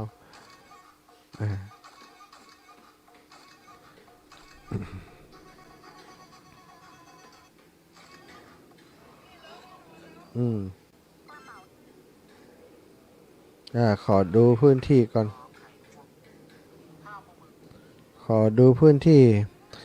บ้านปากกองอำเภอสารปีเชียงใหม่ตอนนี้นะน้ำท่วมยาวไปตามทางรถไฟเนอะสตา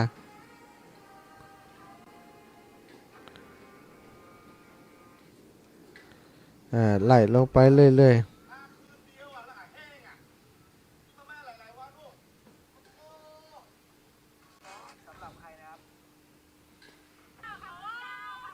ที่ไหน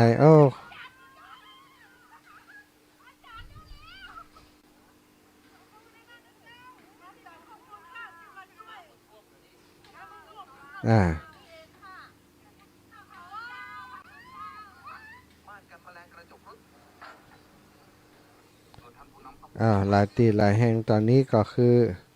น้ำท่วมขังสูงละสตามาช่วยกันเนาะมาช่วยกันดูมาช่วยกันพอว่าเขาจะช่วยกันได้จะได้พ่องที่ไหนตั้งใดที่สถานการณ์นักหนาเขาก็ช่วยกันพอเนาะ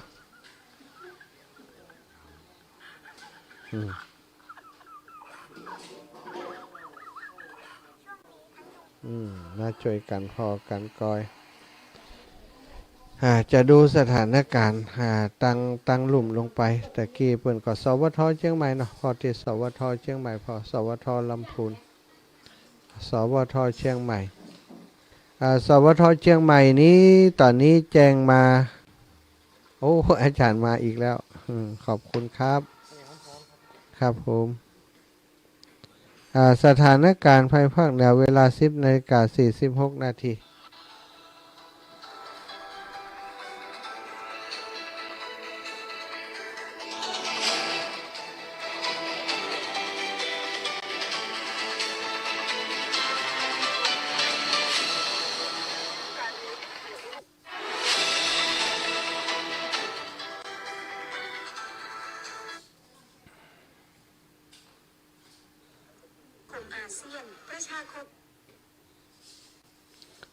การเดินทางเนอะมาตังเชียงใหม่นี่ต้องเฝ้าระวังตอนนี้จุดวิกฤต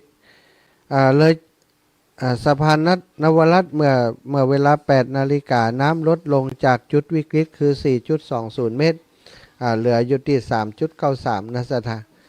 ก่อนลงไปซาวกว่าเซนแล้วตอนนี้ก็น่าจะประมาณ 30 ถึง 40 เซนเนอะ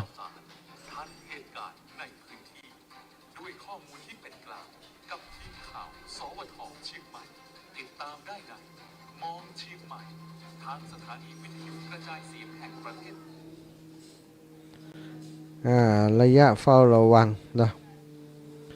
ระยะวิกฤตสีแดงนี่วันก่อนละนะวันก่อน11 ชั่วโมงที่ผ่านมา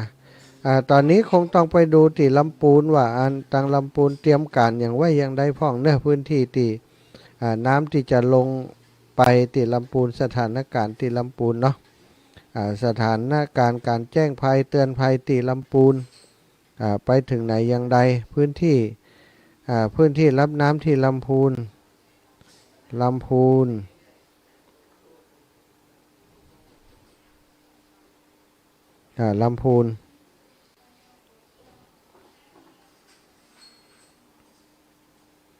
สถานการณ์น้ำท่วมที่ลำพูนเป็นอย่างไรเนาะค้นหาสถานการณ์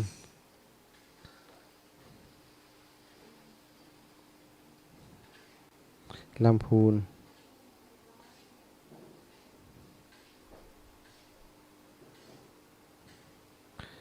มวลน้ ว่าน้ำเป็นอย่างใดพ่อง น้ำท่วมแยกดอนจันทร์กระทบการเดินทางมวลน้ำก้อนใหญ่จากเชียงใหม่ถึงลำพูนแล้วนี่น้ำทะลักน้ำปิงทะลักท่วม3อำเภอชลประทานจังหวัดยอมรับสถานการณ์ยังน่าห่วงรองผู้ว่าลำพูนนะเร่งลำพูนน่าเป็นห่วงบางจุดสูง1 เมตรน้ำปิงน้ำกวางยังล้นตลิ่งนี่สถานข่าวจากลำพูนความจริงเป็นข่าวที่อยู่ในความสนใจของสถาญาติโยมที่เฝ้าระวังอยู่ลำพูนยังน่าห่วงระดับน้ำในชุมชนบางจุดสูง1 เมตรชี้ว่าน้ำปิงน้ำกวางยังล้นตลิ่งห่วงฝนตกเพิ่มต้องจมน้ำต่อผู้ว่าลำพูนประเมินคาด1 สัปดาห์คลี่คลายตอนนี้มวลน้ำใหม่ที่จะเข้าละลอกใหม่เข้าไปนี้สถาญาติโยมพี่น้องตังลำพูนต้องระวังต้องเตรียมตัวเนาะไม่ใช่ต้องระวังเฉยๆต้องระวังในการเคลื่อนย้ายเข้าของขึ้นที่สูงทรัพย์สินมีค่าเพื่ออยู่ในที่ปลอดภัยก่อนบ่อันนี้ก็จะเป็นปัญหาเนอะในการที่เขาจะต้องมาจัดการในช่วงที่น้ำมันขึ้นแล้วนี่จะจัดการยากปภ.แจ้งเตือนภัยระดับ3สีเหลืองในพื้นที่7 ตำบลอำเภอเมืองจังหวัดลำพูนเสี่ยงน้ำล้นตลิ่งเพื่อเตรียมรับสถานการณ์ขนย้ายสิ่งของและอพยพกลุ่มเปราะบางวันที่7 ตุลาเวลา 9:27 นาฬิกากรมป้องกันและบรรเทาสาธารณภัยปภ.ลำพูนได้แจ้งส่งข้อความ SMS แจ้งเตือนประชาชนในพื้นที่เสี่ยงน้ำล้นตลิ่งในพื้นที่7 ตำบลของอำเภอเมืองลำพูนจังหวัดลำพูนได้แก่ตำบลเมืองง่าตำบลอุโมงค์ตำบลต้นทงตำบลประตูป่าตำบลริมปิงตำบลหนองช้างหนองช้างคืนตำบลมะเขือแจ้นะขอให้ประชาชนติดตามสถานการณ์น้ำและข่าวสารอย่างใกล้ชิดเตรียมพร้อมรับสถานการณ์ภัยที่จะเกิดขึ้นขนย้ายสิ่งของเคลื่อนย้ายกลุ่มเปราะบางไปที่ปลอดภัยโดยสามารถแจ้งเหตุและขอความช่วยเหลือได้ทางไลน์ปภ.รับแจ้งเหตุ1784เพิ่มเปื้อนที่ Line ID @1784 DDPM แล้วโทรสายด่วนนิรภัยปภ1784ตลอด24 ชั่วโมงสถาจดไว้เลยเนอะป้องกันภัยลำพูนนี่1784สถาจดไว้นะในกรณีต้องการเร่งด่วนในการขอความช่วยเหลือกดไปที่1784ตลอด24 ชั่วโมงนายโยธินประสงค์ความดีรองผู้ว่าราชการจังหวัดลำพูนลงพื้นที่ตำบลอุโมงค์ฝั่งตะวันออกณบ้านห้องกอกหมู่ที่4บ้านไร่หมู่ที่8ตำบลอุโมงค์อำเภอเมืองจังหวัดลำพูนสำรวจพื้นที่และวางแผนระบายน้ำเพื่อจะแก้ไขปัญหาอุทกภัยในกรณีน้ำปิงล้นตลิ่งโดยเร่งด่วน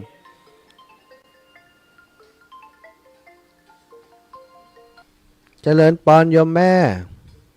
เงินโอนไปเลยนะเจ้าอ๋อเจ้าสาธุแม่ตะกี้ทะเลโอนเงินนี่อยู่ไหนอยู่วัดไฟเห็นอยู่แม่อยู่ที่ศูนย์อำนวยการดูแลผู้ประสบภัยอยู่ยังมีทีมงานเตรียมทำอาหารอยู่สักพักจะโอนหน้าไปให้เนอะอ๋อเจ้าได้เองแม่เนาะช่วยกันเป็นอย่างน้ำมันแพ็คไหนหรอน้ำนี่แพ็คประเดี๋ยวนี้แพ็คเนี่ยตกอยู่ประมาณ32อย่างเนี้ยแม่เดี๋ยวแม่จะโอนไปให้ร้อยจะได้เป็นอ๋อเจ้าได้3แพ็คเนาะเดี๋ยวจะพักก่อนเนาะจ้าแม่สาธุจ้าในโยคะโยแม่ตื่นตั้งแต่ตี 2ไปล่ะฉันลืมจ้าเดี๋ยวจะแห้งเลยเนาะเดี๋ยวก็ดีขึ้นตอนนี้ก็ดูแลไปถึงตั้งลำพูนด้วยแม่ตั้งลำพูนเป็นไงเป็นไงจ้าแม่สาธุเจ้าสวัสดีเจ้าจ้า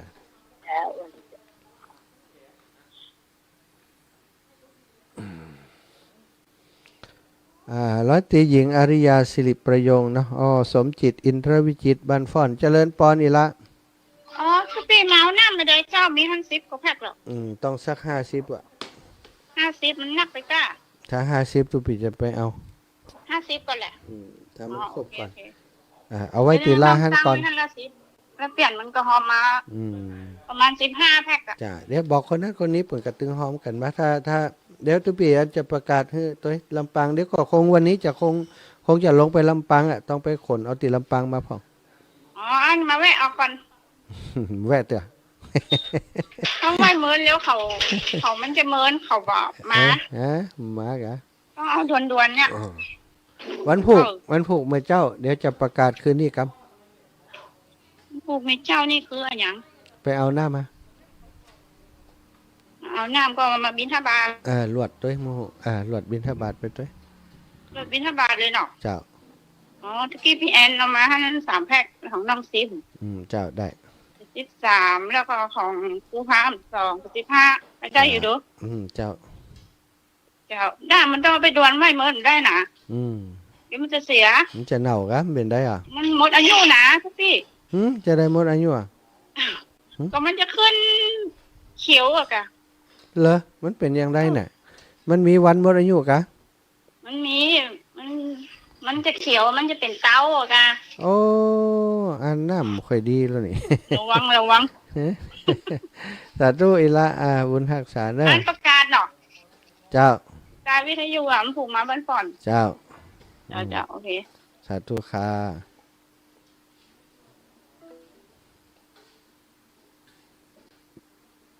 ศรัทธาจากลำปางโทรมาเรื่องน้ำเนาะศรัทธาโทรมาเรื่องน้ำจะเอามาช่วยเหลือ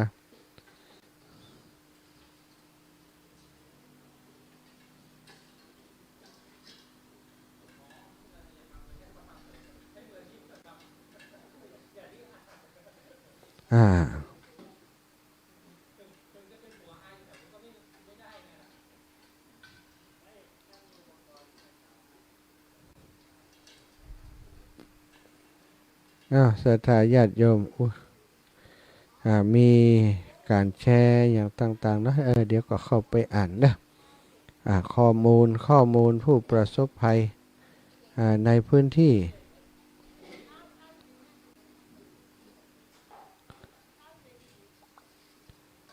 เข้าไปในพื้นที่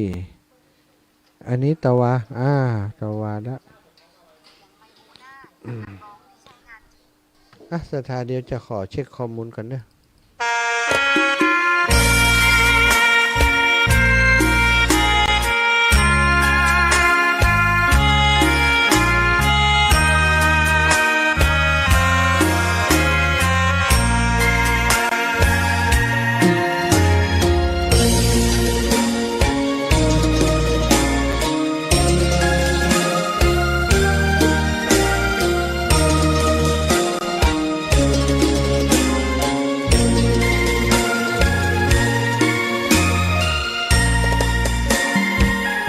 ดอกบัวดอกหนึ่งพึงใจไว้เพื่อบูชาแด่องค์พระศาสดาสัมมาสัมพุทธเจ้ามีความงามเงียบไม่เปรียบเทียบเขาเทียบเราใครมองไม่งามช่างเขาแต่เจ้าก็คือดอกบัวด้วยความสัตย์ซื่อยึดถือความดีเป็นหลักใครรักไม่รักก็ไม่จมปลักมองมัวเมื่อโผล่พ้นน้ำก็เห็นความงามในตัวไม่ยึดติดในตมชั่วขอเป็นดอกบัวดอกดีใครไม่มองว่าบัวงามเด่นแต่บัวก็เป็นดอกบัวทุกวันอย่างนี้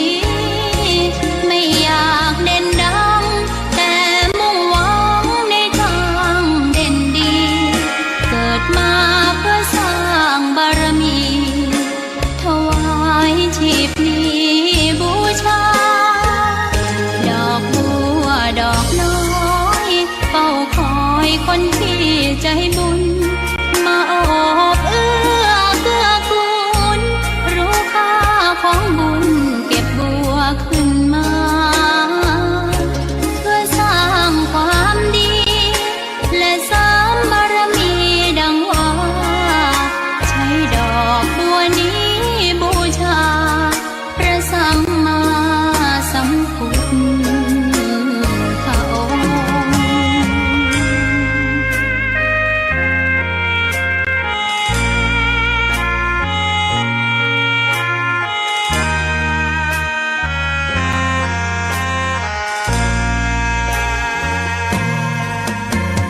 ใครไม่มองว่าบัวงามเด่นแต่บัวก็เป็นดอกบัวทุกวันอย่างนี้ไม่อยากเด่นดังแต่มุ่งหวังในทางเด่นดี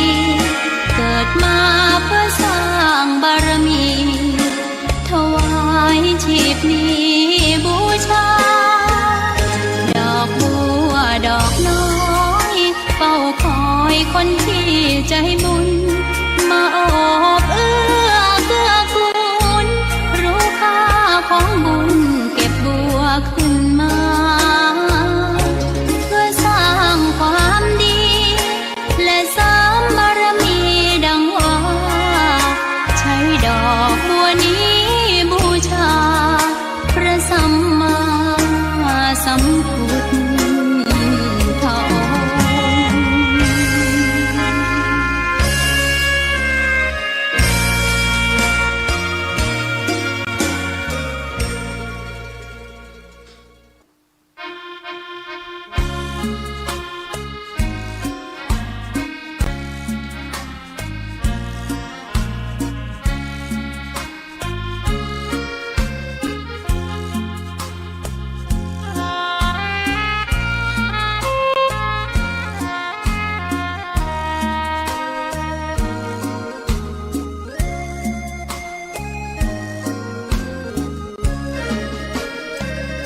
พลิ้วเพลงธรรมถูกถ้อยคำเข้าถึงจิตใจ ฟังรายการวิทยุเสียงใสส่งถึงใจไปสู่ปลายนา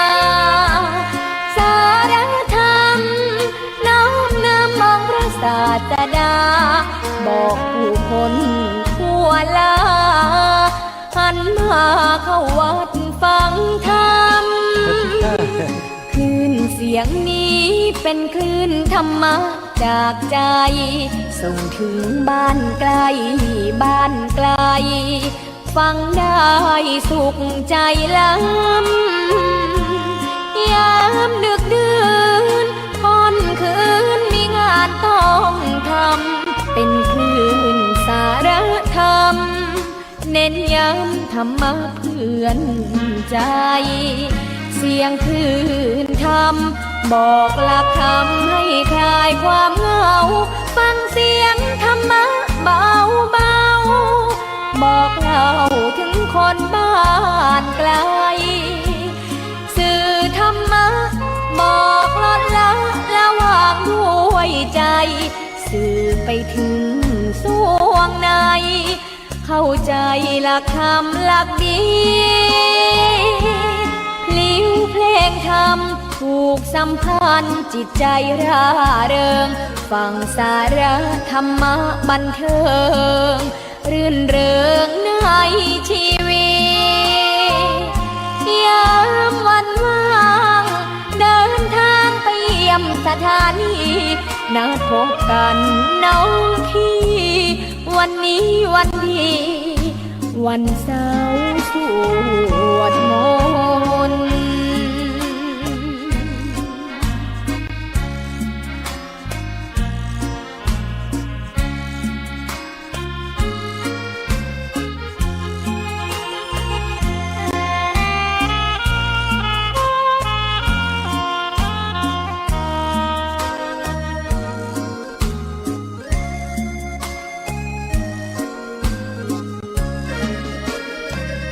เสียงคลื่นธรรมบอกหลักธรรมให้คลายความเหงา ฟังเสียงธรรมะเบาเบาบอกเล่าถึงคนบ้านไกล สื่อธรรมะบอกลดละละวางด้วยใจ สื่อไปถึงสวงใน เข้าใจหลักธรรมหลักดีพลิ้ว สัมพันธ์จิตใจร่าเริงฟังสาระธรรมะบันเทิงรื่นเริงในชีวิตยามวันว่างเดินทางไปเยี่ยมสถานีนัดพบกันน้องพี่วันนี้วันดีวันเสาร์สวดมนต์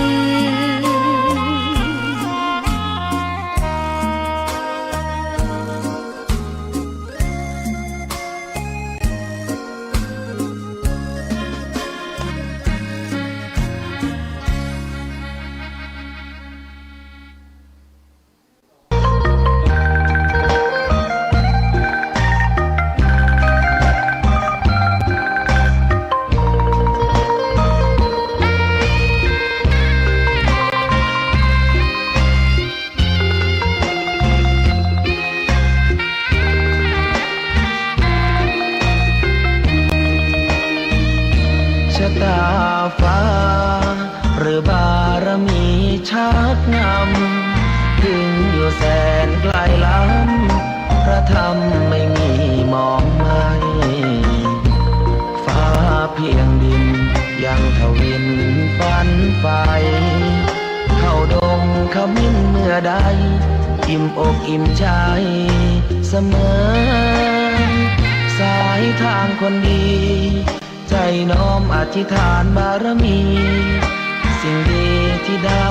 พบเจอเห็นชายผ้าเหลืองทุกวันฝันเพ้อ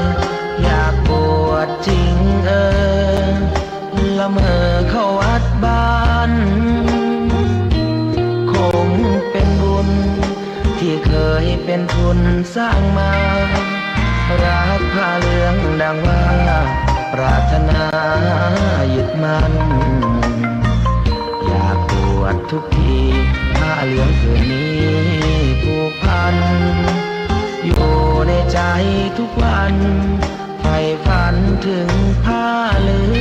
องกายวาจาใจสัญญาว่าไม่เสื่อมคลาย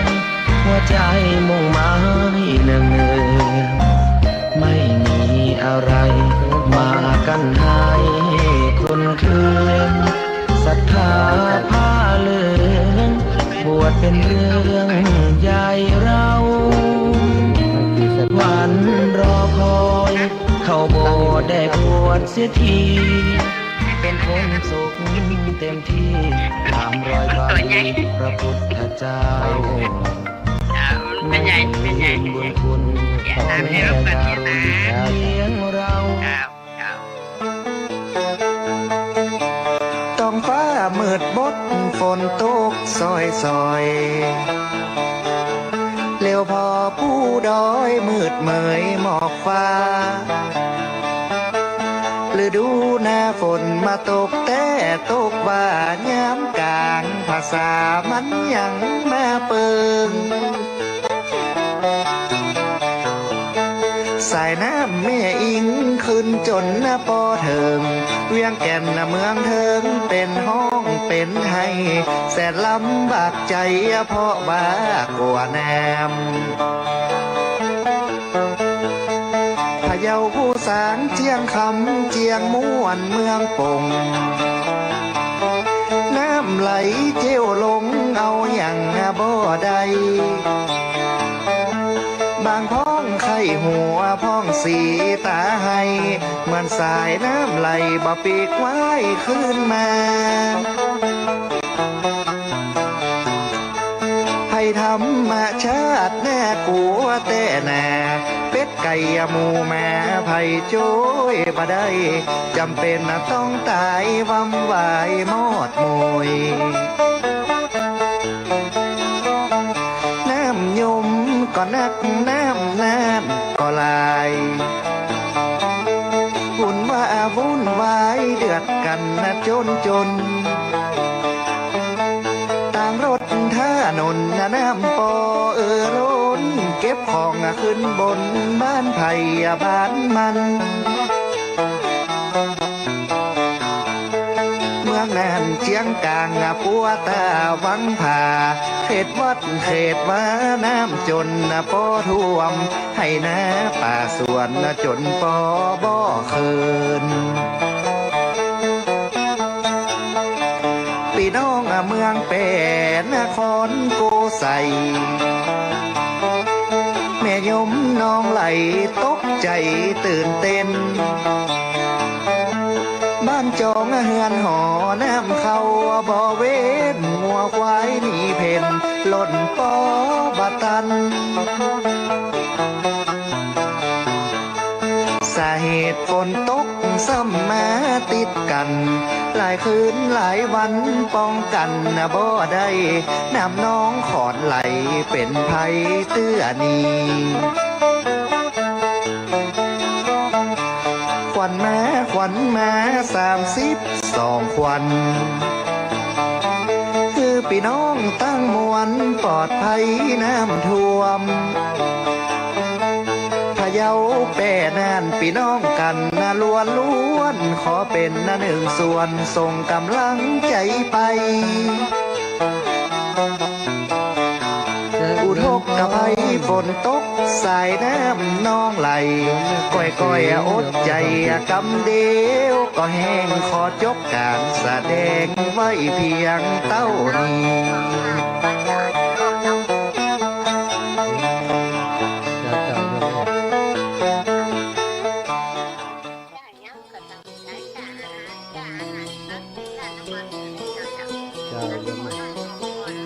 ฝนตกจากฟ้าลงมาซอยตั้งแต่บนดอยลอยลงต่ำไต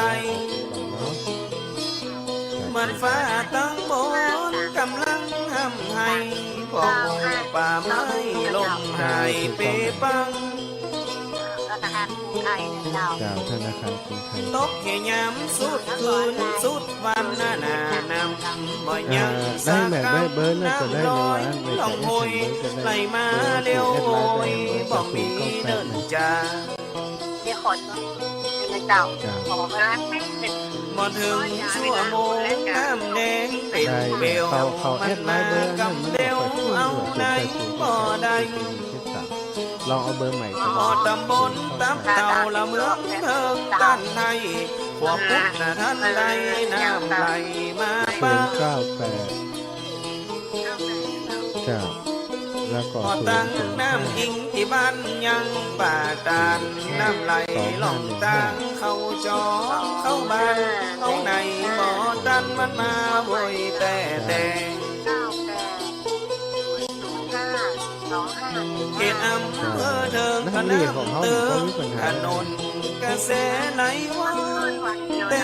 มบ้านน้ำอิงน้ำเงาน้ำเล่าไหลลำล้นออกฝั่งน้ำเต็มกลางคลองลานนั่นแหละก็จะแถวนั้นก็จะสูงนี่ว่าตึงรถตึงคนโจมที่จากกันเอาอย่างบัดดันมันไหลลงน้ำดันแสนที่สงสารทรมานใจลำได้อยู่ตอนนี้เนาะขอบคุณหลายๆก็สถานการณ์อย่างนี้ต้องรวมไม้รวมมือรวมจิตรวมใจกันเนาะปัจจัยที่ศรัทธาให้เฮามาอาตมาก็จะไปช่วยหลายอย่างอยู่ในสถานหนึ่งน้ำเข้าน้ำเนาะเข้าเป็นน้ำแล้วก็เข้าน้ำนี้ก็จะมอบให้กับทีมที่เปิ่นทำอาหารอยู่แล้วมีตอนนี้ได้ประสานงานกับทีมงานของท่านอาจารย์น้ำลูกศิษย์ลูกหาของหลวงตามะทีมงานที่เปิ่นได้มาตั้งกองอำนวยการศูนย์ช่วยเหลือผู้ประสบภัยภาคประชาชนอยู่ที่วัดมงคลวนารามเปิ่นก่อตั้งศูนย์อยู่ที่หั่นเพื่อจะช่วยเหลือพี่น้องในพื้นที่เอาข้าวเอาน้ำเอาข้าวของต่างๆไปช่วยพี่น้องในพื้นที่เนาะทำอาหารตีหั่นมีคนมาฮับเอาตีหั่นเลยนะสถาแล้วก็อีกส่วนหนึ่งเปิดก็เอาใส่กล่องบรรจุหีบห่อบรรจุกล่องเอาไปส่งตามจุดที่เปิ่นร้องขอเนาะเรียกว่ามีออเดอร์มาจุดนั้นจุดนี้บ่ได้กินข้าวเลยนะเปิ่นแจ้งมาทางทีมงานของท่านอาจารย์เปิ่นมีเรือกู้ภัยของเปิ่นอยู่ก็นำลงไปในพื้นที่ บางทีนี่พื้นที่บางแห่งนี่บ่ได้กินข้าวเนาะตั้งสารปีที่ผ่านมานี่บ่ได้กินข้าวเนื่องจากว่าบ่ได้เตรียมตัวกันไว้ซะท่าจริงๆแล้วก็อย่างที่เปิ้นอู้กันในกลุ่มในอย่างกลุ่มผู้ที่ช่วยเหลือผู้ประสบภัยว่าความจริงก็คือเปิ้นได้แจ้งได้เตือนได้บอกแล้วว่าก็ขอให้พี่น้องพื้นที่ต่ำพื้นที่รับน้ำได้เตรียมตัวจิ้มได้เตรียมตัวในการที่จะยกเข้าของขึ้นที่สูงเคลื่อนย้ายผู้เปราะบางออกพื้นที่แต่เปิ้นก็บ่แยะกันมารอเอาจนถึงน้ำคืนแล้วก็โอ้บัดตันแล้วเนาะหารอกูภัยกว่าจะออกมาได้อันนี้คือสิ่งหนึ่งที่เป็นการตอกย้ำว่าเฮาคนไทยนี่เวลาเปิ้นแจ้งเตือนอย่างต่างๆมักจะเถียงในใจแล้วก็บ่ค่อยเชื่อบ่ค่อยปฏิบัติตามเนาะ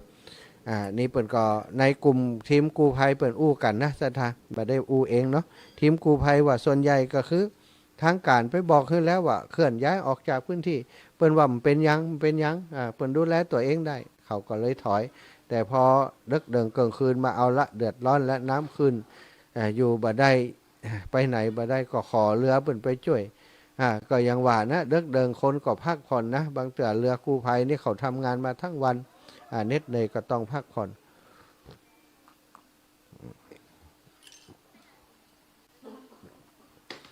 จึงเป็นเหตุให้หลายๆคนได้ตัดพ้อต่อว่าทีมกู้ภัยมาช่วย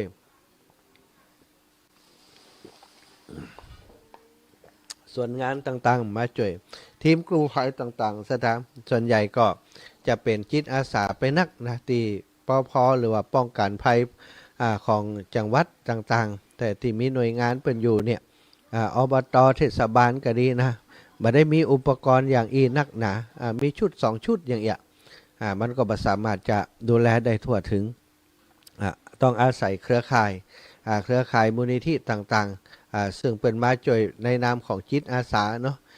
จิตอาสาก็คืออาสามาช่วยด้วยจิตด้วยใจบ่ได้หวังการจ้างรางวัลอย่างต่างๆเป็นการทำหน้าที่ในฐานะประชาชนคนหนึ่งที่มาช่วยภัยพิบัติน้ำท่วมอาตมาชื่นชมกับทีมกู้ภัยต่างๆที่เปิดลงพื้นที่เปิดเข้ามาช่วยในพื้นที่สถานเข้าป่าอาหารต่างๆนี้เท่าทำแบบมีจากภาคประชาชนจากพระสงฆ์องค์สังฆเจ้ากลุ่มผู้ใจบุญต่างๆนี่อาตมาคิดว่าลำบากนะคนที่อยู่ในพื้นที่ต่างๆเนี่ยจะปัจจุบันนี้มีหลายที่หลายแห่งที่เปิดช่วยกันเนาะเปิดตั้งศูนย์ช่วยเหลืออย่างวัดเจ็ดลิ้นก็ดีวัดต่างๆในพื้นที่ที่น้ำบ่ท่วมเจอเป็นมีพระสงฆ์องค์สังฆเจ้าที่มีจิตอาสานำศรัทธาญาติโยมทำกับข้าวกับป่าส่งเปิ่นก็มีทีมช่วยกันนะหลายวัดหลายวาตะกี้นี้ได้รับแจ้งว่าที่วัดเจ็ดลินของครูบาอาจารย์ท่านมหาก็ทำอยู่เนาะวัดเจ็ดลินนี้อาตมาบ่มีเบอร์โทรของท่านอาจารย์วัดเจ็ดลินคุณโยมสาริกาเนาะคุณโยมสาริกาคุณโยมสาริกาคุณโยมกันนิกาพินโยอยู่ที่วัดเจ็ดลินเดี๋ยวจะเช็คถอดทั้งวัดเจ็ดลินถ้ายังพอจะช่วยเหลือกันได้เนาะน้ำท่าเปิ่นปอกอตลอดถึงเข้าต่างๆปอกำปอนะธรรมปอเข้าเดี๋ยวจะได้ซื้อเข้าไปถวายปัจจัยให้ซื้อเข้าไปมอบเพื่อกับท่านอาจารย์ที่วัดเจ็ดลินเนาะโยมแม่ครูธัญญาทองอิ่มแม่ครูธัญญาทองอิ่มฟังรายการอยู่ก็จ้าแม่ครูธัญญาทองอิ่ม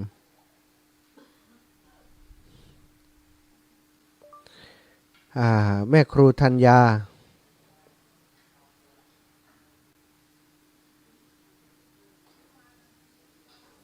แม่ครูธัญญาทองอิ่มกศน.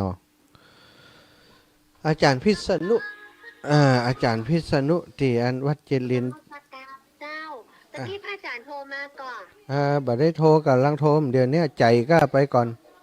โทรใช่ตะกี้มันมีมาก่อนหน้าห้านแต่ว่าบัตรใจเบอร์พระอาจารย์เป็นเบอร์ที่เป็นเบอร์แล้ว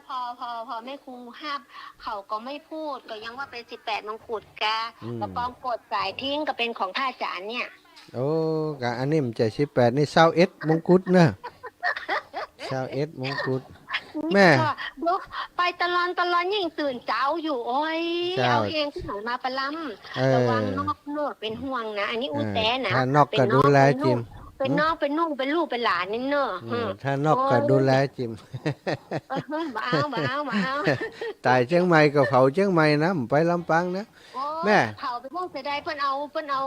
ล่องลอยปองทุปองวัด แม่ ป่าแพงหุ่นวัดเจ็ดลิ้นนี่อันท่านอาจารย์วิษณุเนาะ เปิ้นทำแม่นเปิ้นทำโรงทานเจ้าเปิ้นเอิ้นฮืออันแม่ครูไปแล้วแม่ครูไปบ่ได้ ส่วนแม่ครูเนี่ยตอนนี้แม่ครูกับสุมาเตอร์เนอร์แม่ครูก็ทำโรงทานในกลุ่มผู้ปฏิบัติธรรมของแม่ครู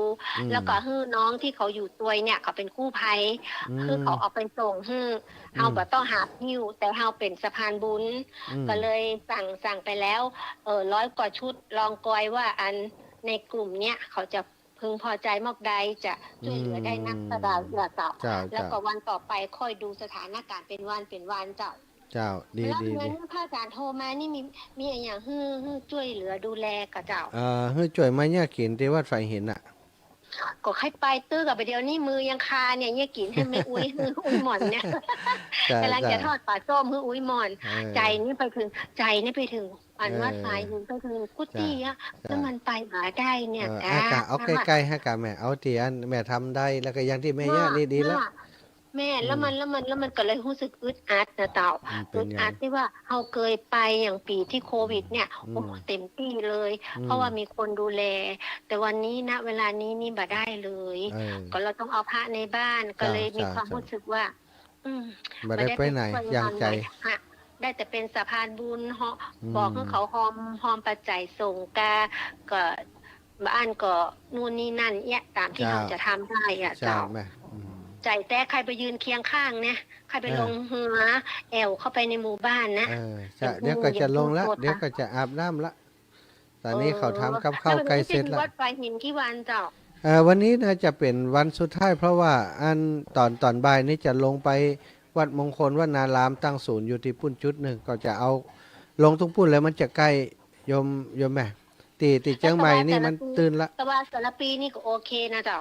โอเคนัก แล้วก็ตอนนี้มันลงไปที่อุโมงค์ละบ้านอุโมงค์บ้านอย่างไรไปตั้งปุ่นตำบลป่าแพรกอย่างเนี้ยทีมงานที่ดูแลเขาอยู่ ตามฟังข่าวอยู่เขาก็บอกว่าเนี่ยมันจากเฮานี่มันลดลงแล้วมันกลับไปออกพระอาจารย์ก็ว่าแล้วแต่ว่าพระอาจารย์ก็ว่ามันใจกะที่ว่ามันสถานีวิทยุเปิ้นบอกจากเฮาเนี่ยลดลงแล้วก็ไปลงสารปี มันจะมีข่าวของสถานีวิทยุกระจายเสียงประเทศไทยเจ้าฮะก็เลยฟังตัวกันหลายๆทางเจ้านะเป็นกำลังใจให้แม่ครูนะ เป็นกำลังใจให้ข้าสามตัวเป็นห่วงแต้ๆเลยห่วงแต้ๆ เจ้าสาธุแม่สาธุจ้า แข็งแรงนะเจ้าเนาะ สาธุ ขันนักเจ้า นักแล้วก็เดี๋ยวอ้วนจำได้แล้วถ้าป้าเดือนนี้นะ กลิ้งเอาระวังเหือจะล่มเนอะเวลา นั่งต่างๆเนอะไปนั่งหัวใจเนอะ สาธุ สาธุเจ้าพระอาจารย์ โยมแม่ครูธัญญาทองอิ่มเนี่ยอันนี้ก็เป็นกำลังแจ้งใจอีกส่วนหนึ่งเนาะทำเพื่อการทำงานครูบาอาจารย์ขึ้นสีขาวนะได้เป็นไปด้วยความเรียบร้อยเป็นสะพานบุญอยู่ตั้งเชียงใหม่มีกิจกรรมในขึ้นสีขาวในครอบครัวขึ้นสีขาวก็ไปช่วยตลอดแม่ครูธัญญาขอบคุณทั้งแม่ครูเนอะก็เป็นกำลังใจท่านอาจารย์พระมหาวิษณุนอตีวัดเจริญครูบาอาจารย์วัดเจริญที่เป็นศูนย์ประสานงานเช่นเดียวกันได้รับการบริจาคจากศรัทธาญาติโยมหลายที่หลายแห่งมาช่วยกันร่วมแห่งร่วมใจกันทำอาหารประกอบอาหารที่วัดเจริญนำส่งพี่น้องทางเชียงใหม่ของเฮาที่ประสบภัยเนาะ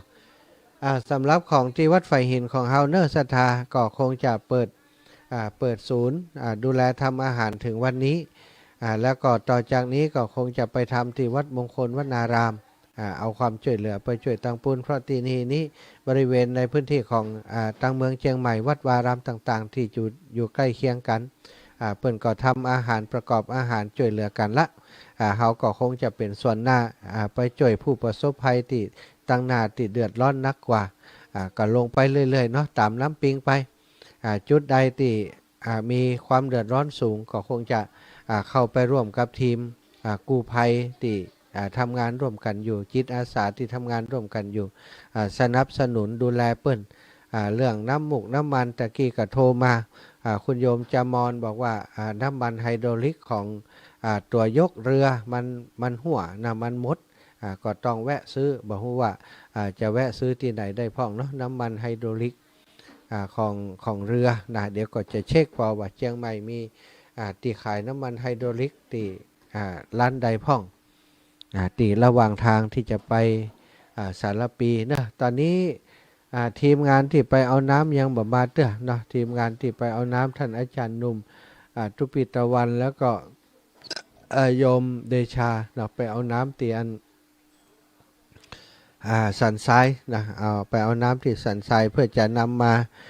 ช่วยเหลือพี่น้องที่ประสบภัยในพื้นที่อำเภอเมืองอำเภอสารพีไหลลงไปถึงลำปูนเนาะก็ช่วยกันเนื้อสัทธาส่วนหนึ่งก็จะเอาไว้ที่วัดไฟหินท่านสัทธาญาติโยมในพื้นที่เนาะก็มีทีมงานของวัดไฟหินคอยลงพื้นที่อยู่ทุกวันเหมือนกันทั้งน้ำและก็เข้าจะได้เอาลงไปร่วมกันไปเลย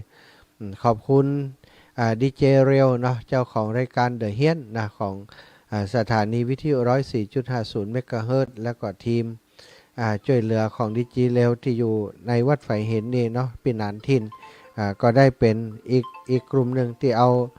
เข้าเอาป่าลงไปช่วยพี่น้องในพื้นที่ของอำเภอเมืองเชียงใหม่เจริญพรเช้าแม่บุญเรืองใช้เงินอยู่ฝั่งเจ้าได้จะร่วมทำบุญ200 บาทเจ้าน้ำท่วมแม่บุญเรืองใช้เงินเนาะเจ้าได้จะโอนไปให้เจ้าอย่าเจ้าแม่ขอบคุณแม่เนอะเจ้า200เนาะเจ้าอยู่ฝั่งไม่ได้เจ้าสาธุโยมแม่เจ้าโยมแม่บุญเรืองชัยเงินจากอำเภอฝางร่วมบุญมา200 บาทแม่บุญเรืองชัยเงิน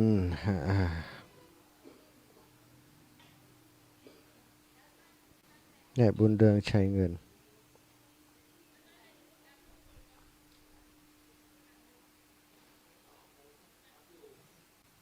แม่บุญเรืองชัยเงินอำเภอฝางร่วมบุญมาแหม200 บาทสาธุอนุโมทนาบุญเนอะแม่เดี๋ยวจะได้มอบเพื่อกับตังแม่บ้านแม่ครัวเพิ่มแหมเนาะคือเพิ่นได้นำไปซื้อวัตถุดิบนะมาทำอาหารต่อรัศทายาติโยมเนอะที่ฟังรายการอยู่ในขณะนี้จะโทรมามาจามาสอบถามเรื่องอย่างต่างๆสอบถามขอความช่วยเหลือหรือตลอดถึงจะมาช่วยเป็นสะพานบุญร่วมกันเนาะนำเข้าของมาบริจาคที่นี่ก็เจริญพรได้เลยเนอะตอนนี้ก็มีทีมงานที่อยู่ในพื้นที่เนาะแจ้งมาว่าอยู่ที่ตำบลปะแพกอำเภอเมืองจังหวัดลำพูนต้องการความช่วยเหลือน้ำมันไฮโดรลิกนะก็จะโทรหาเจริญพรครับผมกราบนมัสการครับผมพระครูประหลัดณรงค์ฤทธิ์เจ้าของรายการคดีโลกคดีธรรมช่วงนี้นะครับท่านพระครูประหลัดณรงค์ฤทธิ์เนาะครับท่านอาจารย์พระครูครับผมบอกท่านอาจารย์พระครูวิศวัตว่า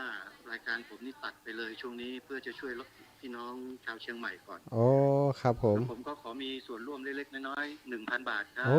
สาธุครับอาจารย์ครับครับผมขอบคุณครับอาจารย์ครับไม่รบกวนเวลาญาติโยมครับถวายความเคารพท่านอาจารย์เป็นอย่างสูงครับอนุโมทนาบุญด้วยครับเจ้าของรายการคดีโลกคดีธรรมท่านได้มอบเวลามาให้สละเวลารายการของท่านอาจารย์พระครูมาให้กับทีมงานถ่ายทอดสดเนาะไลฟ์สดของวัดฝ่ายหินซึ่งเราได้เปิดศูนย์ช่วยเหลือผู้ประสบภัยที่วัดฝ่ายหินตอนนี้ก็มีการทำอาหารเนาะเมื่อวานนี้ก็ได้มอบค่าช่วยเหลือในการทำอาหารเมื่อวานนี้ให้กับทางทีมงานไปส่วนหนึ่งวันนี้ก็เป็นทีมงานของครูบาอาจารย์ที่ร่วมด้วยช่วยกันมาก็ต้องขอบคุณทุกท่านทุกคนที่เป็นกำลังแรงใจให้ทีมงานที่ทำอาหารก็ดีทีมงานที่ไปช่วยเหลือผู้ประสบภัยก็ดีในส่วนของอาหารน้ำดื่มเครื่องอุปโภคบริโภคต่างๆก็ถือว่าศูนย์ของเราเป็นศูนย์เล็กๆที่มีกำลังไม่มากเท่าไหร่ก็ประชาสัมพันธ์บอกบุญไปให้ญาติโยมที่เป็นแฟนรายการหลายๆรายการของสถานีวิทยุวัดฝ่ายหินเนาะได้ร่วมด้วยช่วยกันในการสนับสนุนกิจกรรมหรือว่าสนับสนุนศูนย์ ศูนย์ช่วยเหลือผู้ประสบภัยน้ำท่วมที่ตั้งขึ้นที่วัดฝายหินเป็นการชั่วคราวก็คงจะปิดศูนย์ในตอนบ่ายนี้ละเพราะจะได้นำทีมทั้งหมดไปช่วยกันที่วัดมงคลวนารามต่อไปตรงที่จังหวัดเชียงใหม่พื้นที่ที่ประสบภัยที่หนักที่สุดตอนนี้ก็เริ่มจะเข้าสู่ภาวะปกติเนาะประชาชนพี่น้องชาวบ้านก็สามารถดูแลตัวเองไปซื้อของตามร้านสะดวกซื้อต่างๆได้บ้างแล้วบางส่วนก็คือมีวัดวารามต่างๆในพื้นที่ของตัวเมืองเชียงใหม่ก็ได้เปิดศูนย์ช่วยกันมากขึ้นที่ผ่านมาก็คือน้ำท่วมวัดไม่สามารถจะทำได้ตอนนี้น้ำลดลงไปแล้วก็สามารถจะตั้งศูนย์ขึ้นมา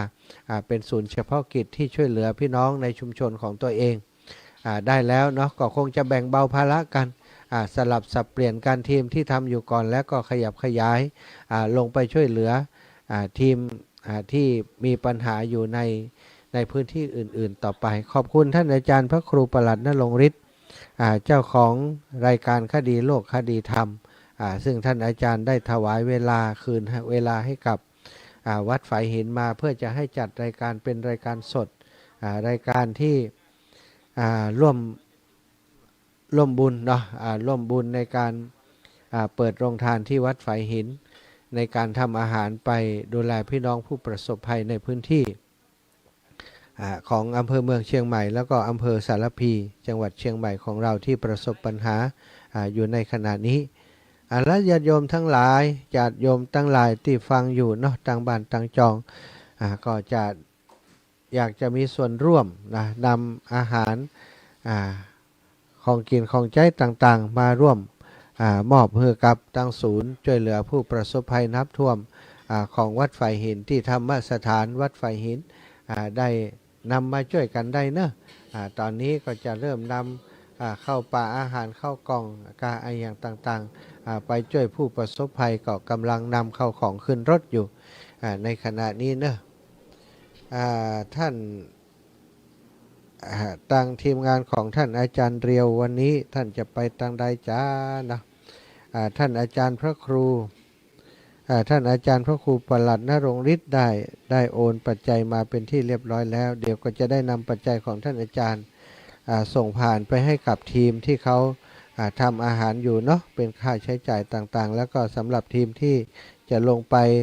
ปส่งอาหารก็คงจะมีเรื่องน้ำท่าต่างๆที่จะต้องได้มอบให้กับทีมงานต่อไปตอนนี้สถานการณ์ที่เชียงใหม่น้ำลดลงเรื่อยๆเนาะลดลงในจุดที่เฝ้าระวัง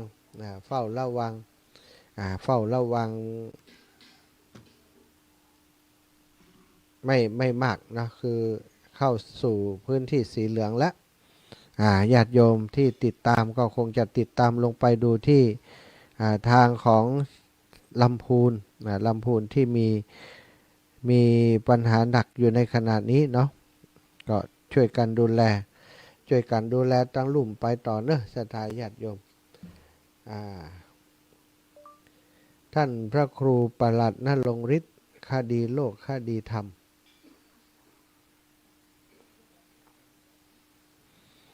ท่านพระครูประหลัดได้ถวายร่วมบุญมา1,000 บาทขออนุโมทนาในกองบุญกองกุศลของท่านอาจารย์พระครูเป็นอย่างสูงนะครับท่านพระครูเปิ่นเป็นคนไทยเปิ่นอู้ไทยก็ต้องอู้ไทยโดยเปิ่นเนอะ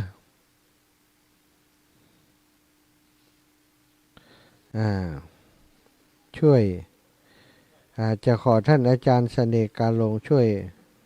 ประพันธ์เพลงน้ำท่วมเชียงใหม่ลำพูน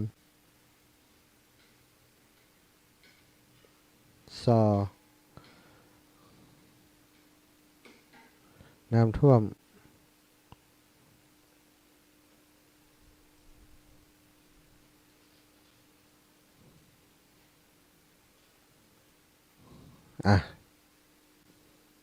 เอาละศรัทธาตอนนี้อาหารก็ใกล้จะเสร็จแล้วเนาะกำลังใส่กล่องใส่หีบใส่ห่อกันเพื่อนก็ทยอยเอาขึ้นรถไปส่วนหนึ่งก็มีตอนนี้เพื่อนต้องการอยู่ที่500 ห่อ500 กล่องสถาติได้อยู่นี่ก็ยังแบบปอเตอ แต่มีอยู่สำรองอยู่ที่อันวัดมงคลวัดอารามส่วนหนึ่งเนาะก็ทำไปโดยก็แจกจ่ายกันไปโดยโยมแม่ชะไมพรโยมแม่ชะไมพร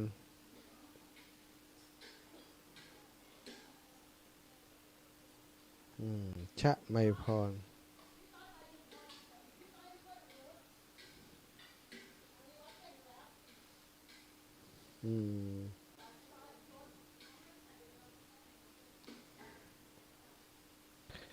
โยมแม่ชะไมพรได้มีคนไปเอาน้ำดื่มแล้วท่านพระครูสมุวิสุวัตวรกิจโจ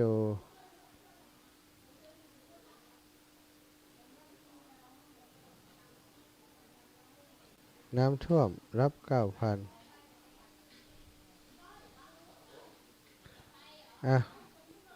ถ่ายรูปนะบันทึกภาพไว้เนาะน้ำท่วมของที่บ้านของศรัทธาญาติโยมตอนนี้ตั้งหน่วยงานต่างๆที่เพิ่นจะลงไปช่วยเหลือถ้ามีรูปมีภาพอย่างประกอบได้รับความช่วยเหลือ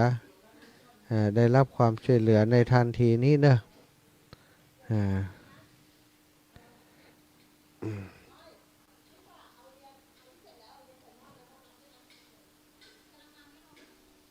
แต่วันนี้นะ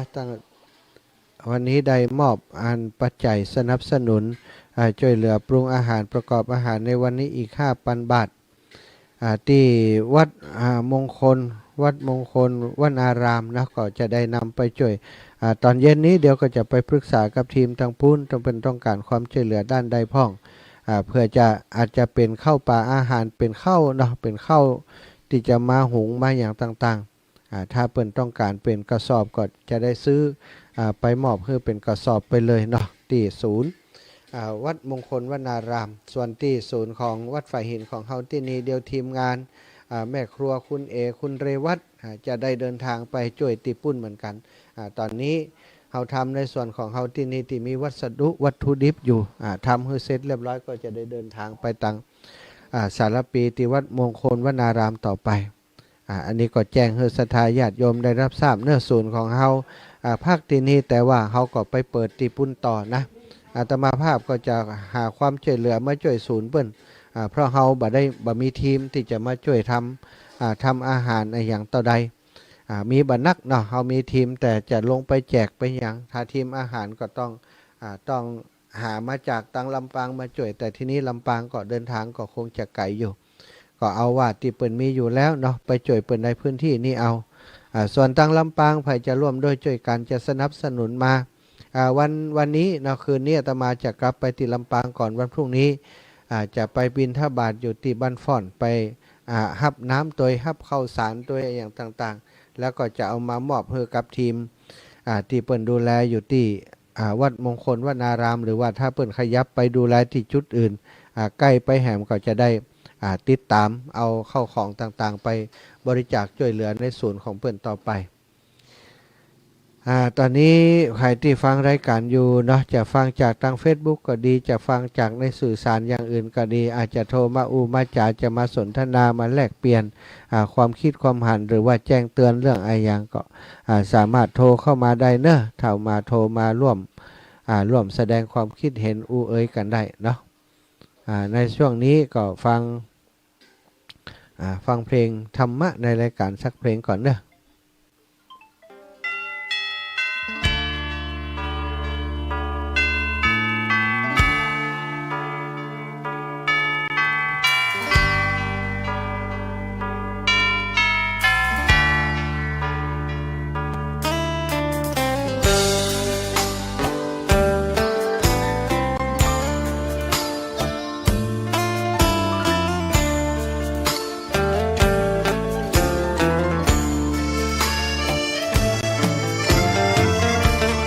ชวนทุกท่านเข้าวัดเข้าวาฟังธรรมะจากหลวงตาเสริมชีวาให้สุขสดใสยึดมั่นหลักธรรมคำสอนไว้ให้ขึ้นใจความดีรีบทำกันไว้หญิงชายอย่าได้นายนี้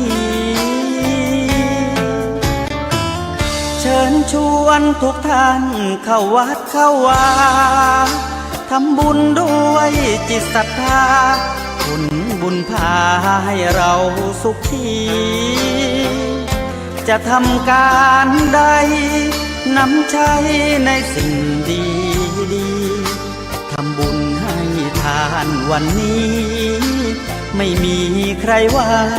ใครชังสมัยก่อนประทับใจปู่ย่าตายายวันพระไม่เคยเบื่อหน่ายจำได้ไม่ลืมสักครั้งเหตุใดวันนี้มีคนเข้าวัดน้อยจังอยากให้เหมือนก่อนอีกครั้งฝากความหวังกับคนรุ่นใหม่เชิญชวนทุกท่านเข้าวัดเข้าวารับศีลรับพรหลวงตาเสริมคุณค่าให้กับจิตใจกระทำความดีเรื่องนี้ไม่ต้องอายใครว่างจากการงานเมื่อใดเชิญชวนท่านไปทำบุญ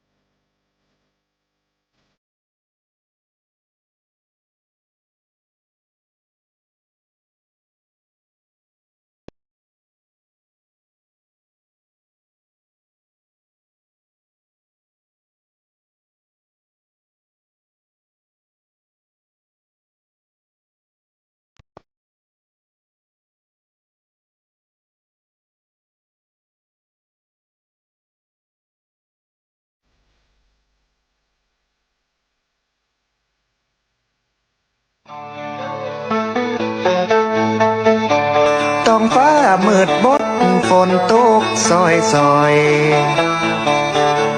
เลี้ยวพอผู้ดอยมืดเมยหมอกฟ้า ฤดูหน้าฝนมาตกแต่ตกว่ายามกลางภาษามันยังมาเปิงสายน้ำแม่อิงขึ้นจนหน้าปอเถิงเวียงแก่นเมืองเถิงเป็นห้องเป็นไห้แสนลำบากใจเพราะบ้ากลัวแนมพะเยาผู้สางเจียงคำเจียงม่วนเมืองปง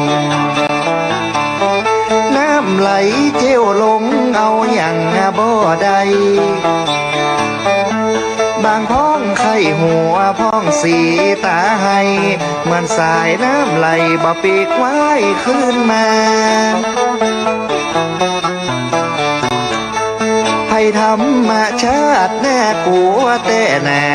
เป็ดไก่หมูแม่ไผ่โจ้ยบ่ได้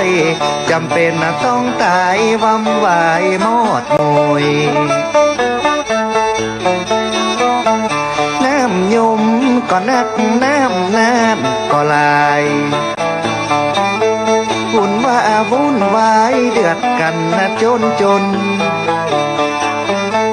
ต่างรถท่านนน้ำปอล้นเก็บของขึ้นบนบ้านไผ่บ้านมันเมืองแน่นเชียงกลางปัวตาวังผ่าเขตวัดเขตว่าน้ำจนปอท่วมให้นาป่าสวนจนปอบ่อคืนพี่น้องเมืองเป็นนครโกไสแม่ยมน้องไหลตกใจตื่นเต้นบ้านจองเฮือนหอน้ำเข้า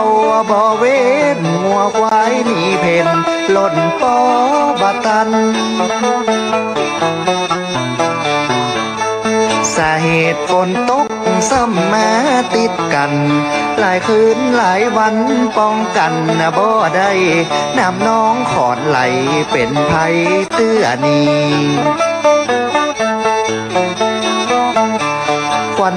ควันมา32 ควันคือพี่น้องตั้งมวลปลอดภัยน้ำท่วมพะเยาแป่นานพี่น้องกันล้ว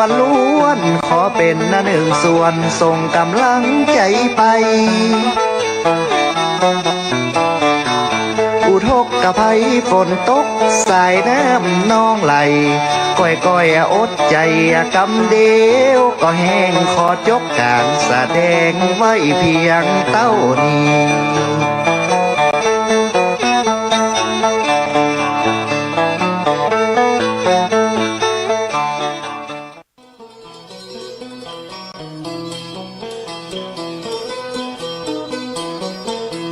ฝนตกจากฟ้าลงมาซอยตั้งแต่บนดอยลอยลงต่ำไตเหมือนฟ้าตั้งบนกำลังห้ำให้พอหมู่ป่าไม้ลมหายเปปังตกแค่ยามสุดคืนสุดวันนานำบ่ยังสากำน้ำลอยล่องหอยไหลมาเลี้ยวโอยบ่มีเนินจา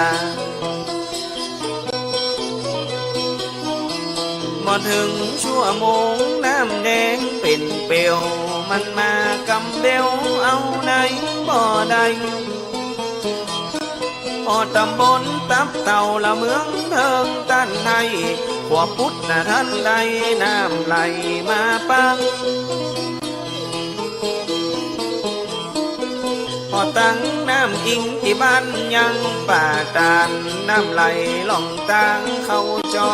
เข้าบ้านเอาไหนบ่อตันมันมาโวยแต่เขตอำเภอเทิงก็น้ำเติมถนนกระแสไหลว่อนเต็มบ้านน้ำอิงน้ำเงาน้ำเล่าไหลลำล้นออกฝั่งน้ำเต็มกลางขวางลานว ว่าตึงรถนะตึงคนโจมที่จากกันเพราะเอาอย่างบัดดันมันไหลลงน้ำดันแสนที่สงสารทรมานใจลำตั้งเขตผู้สร้างน้ำพ่อปังถนนมันจองหูคนน้ำวนไหลดันเป็นต้องเป็นนาน้ำท่วมนั่งนั้นเสียหายเปปังหลายหลังคาเรือนน้ำมันมาเร็วล้ำตึงบ่มีในเมือนปังบ้านปังเฮือนให้นาตากาสมบัติโอคาพอไหลล่องน้ำอุทกกะไผน้ำไหลนองหลวงตั้งสายเมืองปุงก็ขึ้นมาท่วมเชียงม้วนเมืองนั้นเต็มลานล้วนล้วนน้ำปีน้ำควรไหลแตกที่ฟองตั้งดอกคำไตขน้ำปัดนะเข้าของไหลตัวน้ำนองไปเหี่ยบ่อน้อยมาหอมาคอยมันหายซอยเหี่ยเพอใส่ตังเพียงแก่นกระท่วมนักก็เหมือนกันดอยโปดดอยปังน้ำหลังไหลคอนเอ็นดูเจนล้ำมาตึงปีตึงน้องน้ำท่วมหน้าดองจนมาจูดองเสียหายกันนักห้องปอหน้ามองเสียเขาเสียของน้ำนองร่วมบ้านยังมาสงสารในใจให้ลำขอฝากแห่งอกขอฝากแห่งใจถึงผู้เสียหายจากภัยน้ำท่วม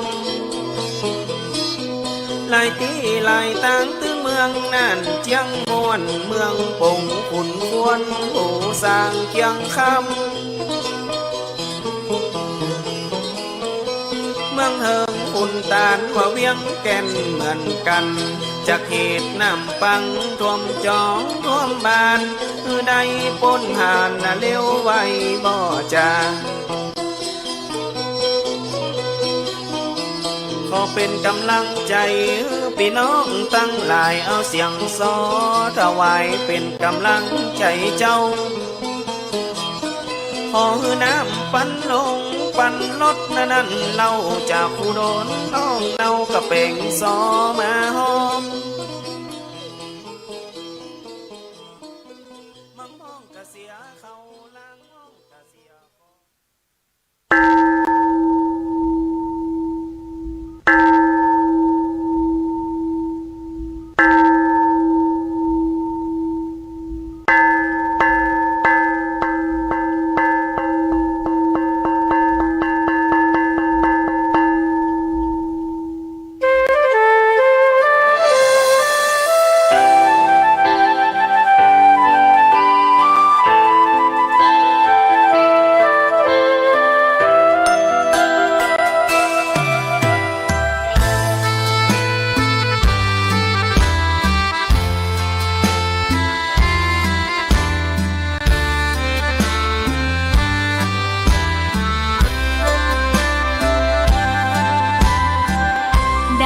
เกิดเป็นคนนั้นยากจริงนะเพราะพุทธศาสนายิ่งแสนยากเย็นคนไทยโชคดีที่สุดแล้วมีแก้ว3 ดวงงามเด่นมีวัดซึ่งเป็นนาบุญยิ่งใหญ่มีศาสนาพุทธประจำชาติไทยอยากหล่ออยากสวยเราต้องรักษาศีลอยากมีอันจะกินต้องหมั่นทำบุญทำทานเอาไว้เข้าวัดสวดมนต์ฝึกฝนสติ ให้ว่องไวรีบทำตอนที่เราทำเองได้อย่ารอจนตายถึงเข้าวัดว่าเข้าวัดยังเป็นจะได้เห็นแต่น้ำใจเข้าวัดยามตาจะได้เห็นแต่น้ำตาก่อนจะสายเกินขอเชิญมาใช้ชีวิตให้คุ้มค่าเจริญทานศีลภาวนาสั่งสมบารมีไว้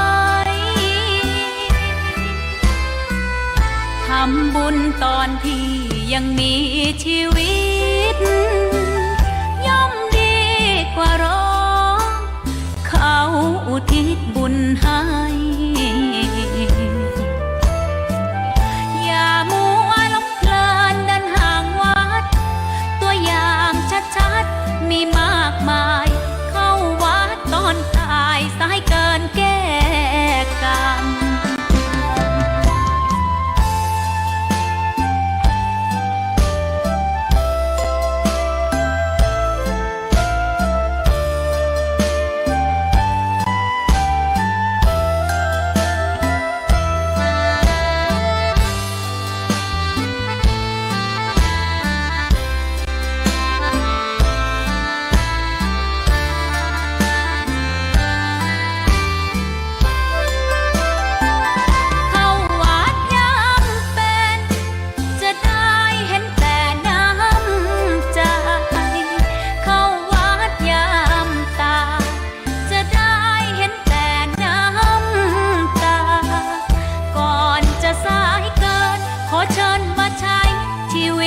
คุ้มค่าเจริญทานศีลภาวนาสั่งสมบารมีไว้ทำบุญตอนที่ยังมีชีวิตย่อมดีกว่ารอเขาอุทิศบุญให้อย่ามัวหลงเพลินเดินห่างวัดตัวอย่างชัดๆมีมากมายเข้าวัดตอนตายสายเกินแก้กรรมเข้าวัดยามเป็นผลบุญหนุนนำเข้าวัดยามเป็นจะได้เห็นแต่น้ำใจเข้าวัดยามตายจะได้เห็นแต่น้ำตา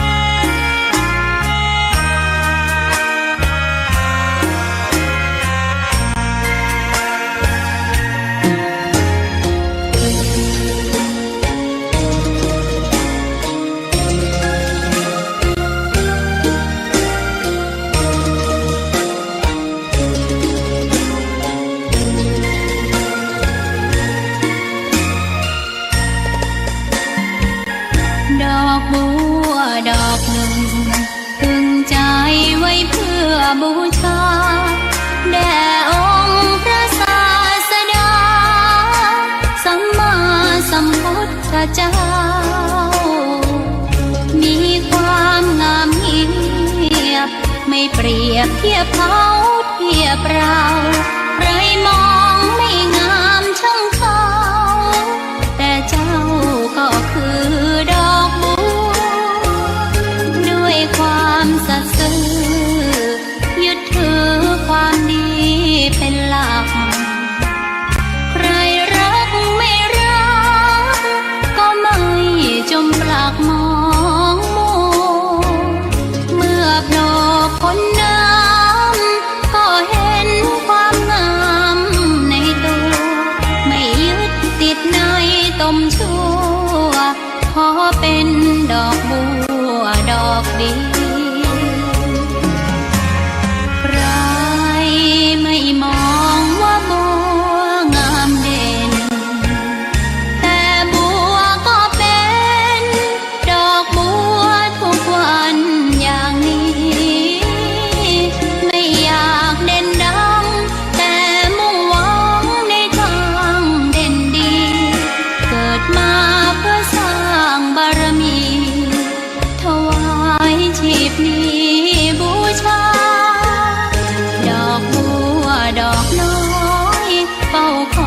คนที่ใจบุญมาโอบเอื้อเกื้อกูลรู้ค่าของบุญเก็บบัวขึ้นมาเพื่อสร้างความดีและเสริมบารมีดังว่าใช้ดอกบัวนี้บูชาพระสัมมาสัมพุทธพระองค์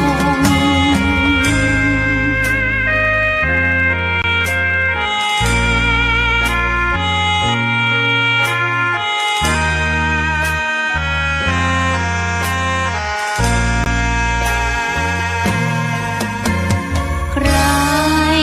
ไม่มองว่าบัวงามเด่นแต่บัวก็เป็นดอกบัวทุกวันอย่างนี้ไม่อยากเด่นดังแต่มุ่งหวังในทางเด่นดีเกิดมาเพื่อสร้างบารมีถวายชีพนี้บูชา ดอกบัวดอกน้อยเฝ้าคอยคนที่ใจบุญมาโอบเอื้อเกื้อกูลรู้ค่าของบุญเก็บบัวขึ้นมาเพื่อสร้างความดีและเสริมบารมีดังว่าใช้ดอกบัวนี้บูชาพระสัมมาสัมพุทธพระองค์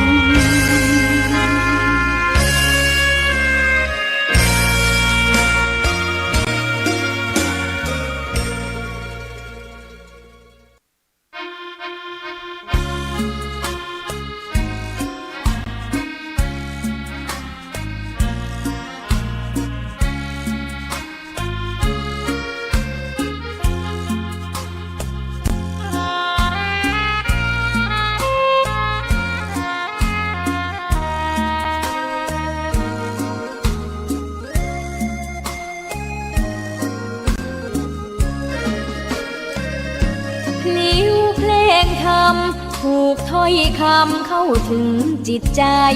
ฟังรายการวิทยุเสียงใสส่งถึงใจไปสู่ปลายนาสารธรรมน้อมนำมองพระศาสดาบอกผู้คนทั่วลาหันมาเข้าวัดฟังธรรมคลื่นเสียงนี้เป็นคลื่นธรรมะจากใจส่งถึงบ้านไกลบ้านไกลฟังได้สุขใจล้ำยามดึกดื่นค่ำคืนมีงานต้องทำเป็นคลื่นสารธรรมเน้นย้ำธรรมะเพื่อนใจเสียงคลื่นธรรมบอกหลักธรรมให้คลายความเหงาฟังเสียงธรรมะเบาเบาบอกเล่าถึงคนบ้านไกลสื่อธรรมะบอกลดละระหว่างด้วยใจสื่อไปถึงสวงในเข้าใจหลักธรรมหลักดี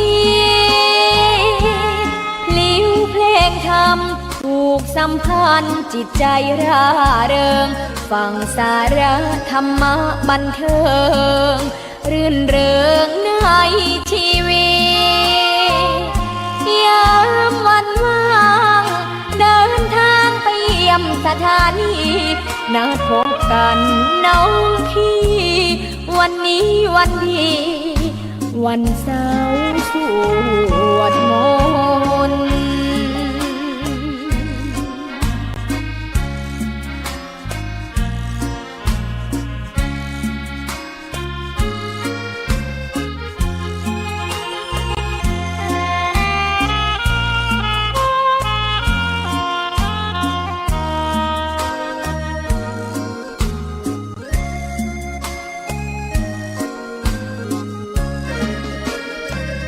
เสียงคลื่นธรรมบอกหลักธรรมให้คลายความเหง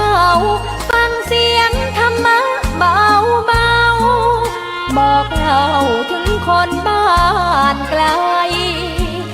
สื่อธรรมะบอกลดละละวางด้วยใจสื่อไปถึงสวงในเข้าใจหลักธรรมหลักดี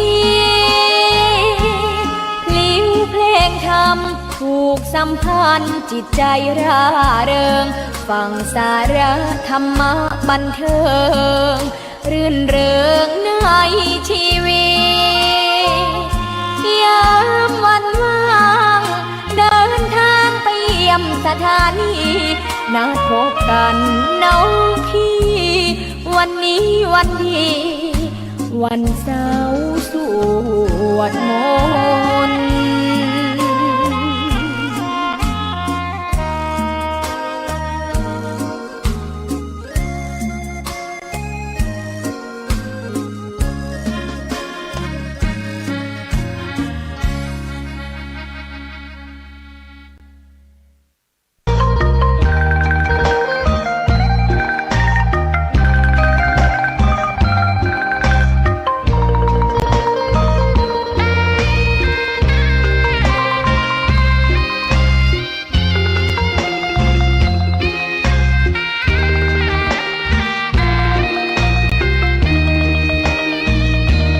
ตาฟ้าหรือบารมีชักนำถึงอยู่แสนไกลล้ำพระธรรมไม่มีมองไม่ฟ้าเพียงดินยังทวินฝันไฟเข้าดงขมิ้นเมื่อใดอิ่มอกอิ่มใจเสมอสายทางคนดีใจน้อมอธิษฐานบารมีสิ่งดีที่ได้พบเจอเห็นชายผ้าเหลืองทุกวันฝันเพ้ออยากบวชจริงละเมอเข้าวัดบ้านคงเป็นบุญที่เคยเป็นทุนสร้างมารักผ้าเหลืองดังว่าปรารถนายึดมั่นอยากบวชทุกทีผ้าเหลืองผืนนี้ผูกพันอยู่ในใจทุกวันใฝ่ฝันถึงผ้าเหลืองกายวาจาใจสัญญาว่าไม่เสื่อมคลายหัวใจมุ่งหมายเนืองไม่มีอะไรมากันให้คุณคืนศรัทธาผ้าเหลืองบวชเป็นเรื่องใหญ่เราวันรอคอยเข้าโบสถ์ได้บวชเสียทีเป็นคนสุขเต็มที่ตามรอยความดีพระพุทธเจ้าไม่ลืมบุญคุณพ่อแม่การุณเลี้ยงเราผ้าเหลืองห่มกายคลายเศร้าพ่อเราแม่เราศรัทธาสุขใจจริงๆเป็นชายแต่หัวใจสิงพูดจริงทำจริงทุกคราทุกคืนทุกวันผ้าเหลืองพันผูกกายาโอ้น้อวาสนาพระธรรมนำพาชีวิต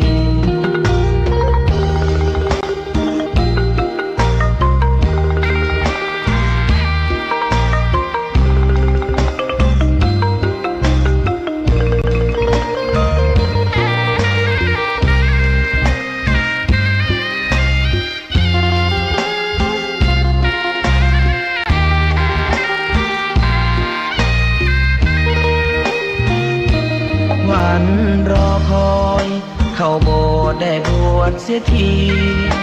เป็นคนสุขเต็มที่ตามรอยความดีพระพุทธเจ้า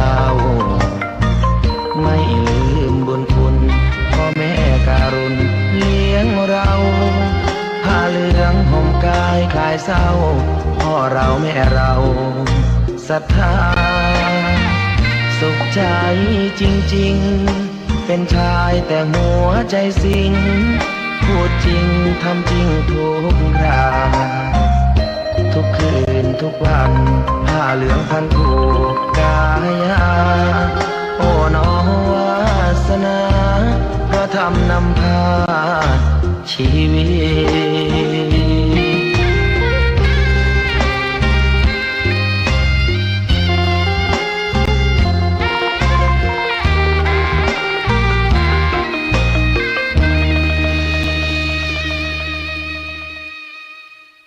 ในสมัยแต่โบราณยังมีเหตุการณ์เกิดขึ้นที่บ้านตาทองบ้านนั้นมีอาชีพทำนาจะกล่าวถึงลูกกำพร้าที่ชื่อว่าเจ้าทองเดือนหกฝนตกน้ำนองจะกล่าวถึงเจ้าทองพาควายไปไถนาเจ้าทองทำนากับแม่วันนั้นสายแท้รอแม่ไม่เห็นมาเจ้าทองหิวข้าวจนตาลายหิวจนแสบไส้ทั้งจมทั้งไถนาจะกล่าวถึงแม่ของเจ้าทองหากเอากองข้าวน้อยไปส่งลูกที่นาพอมาถึงจึงเอิ้นใจลูกให้เจ้าผูกไว้ไว้มากินข้าวซะแม่เอาข้า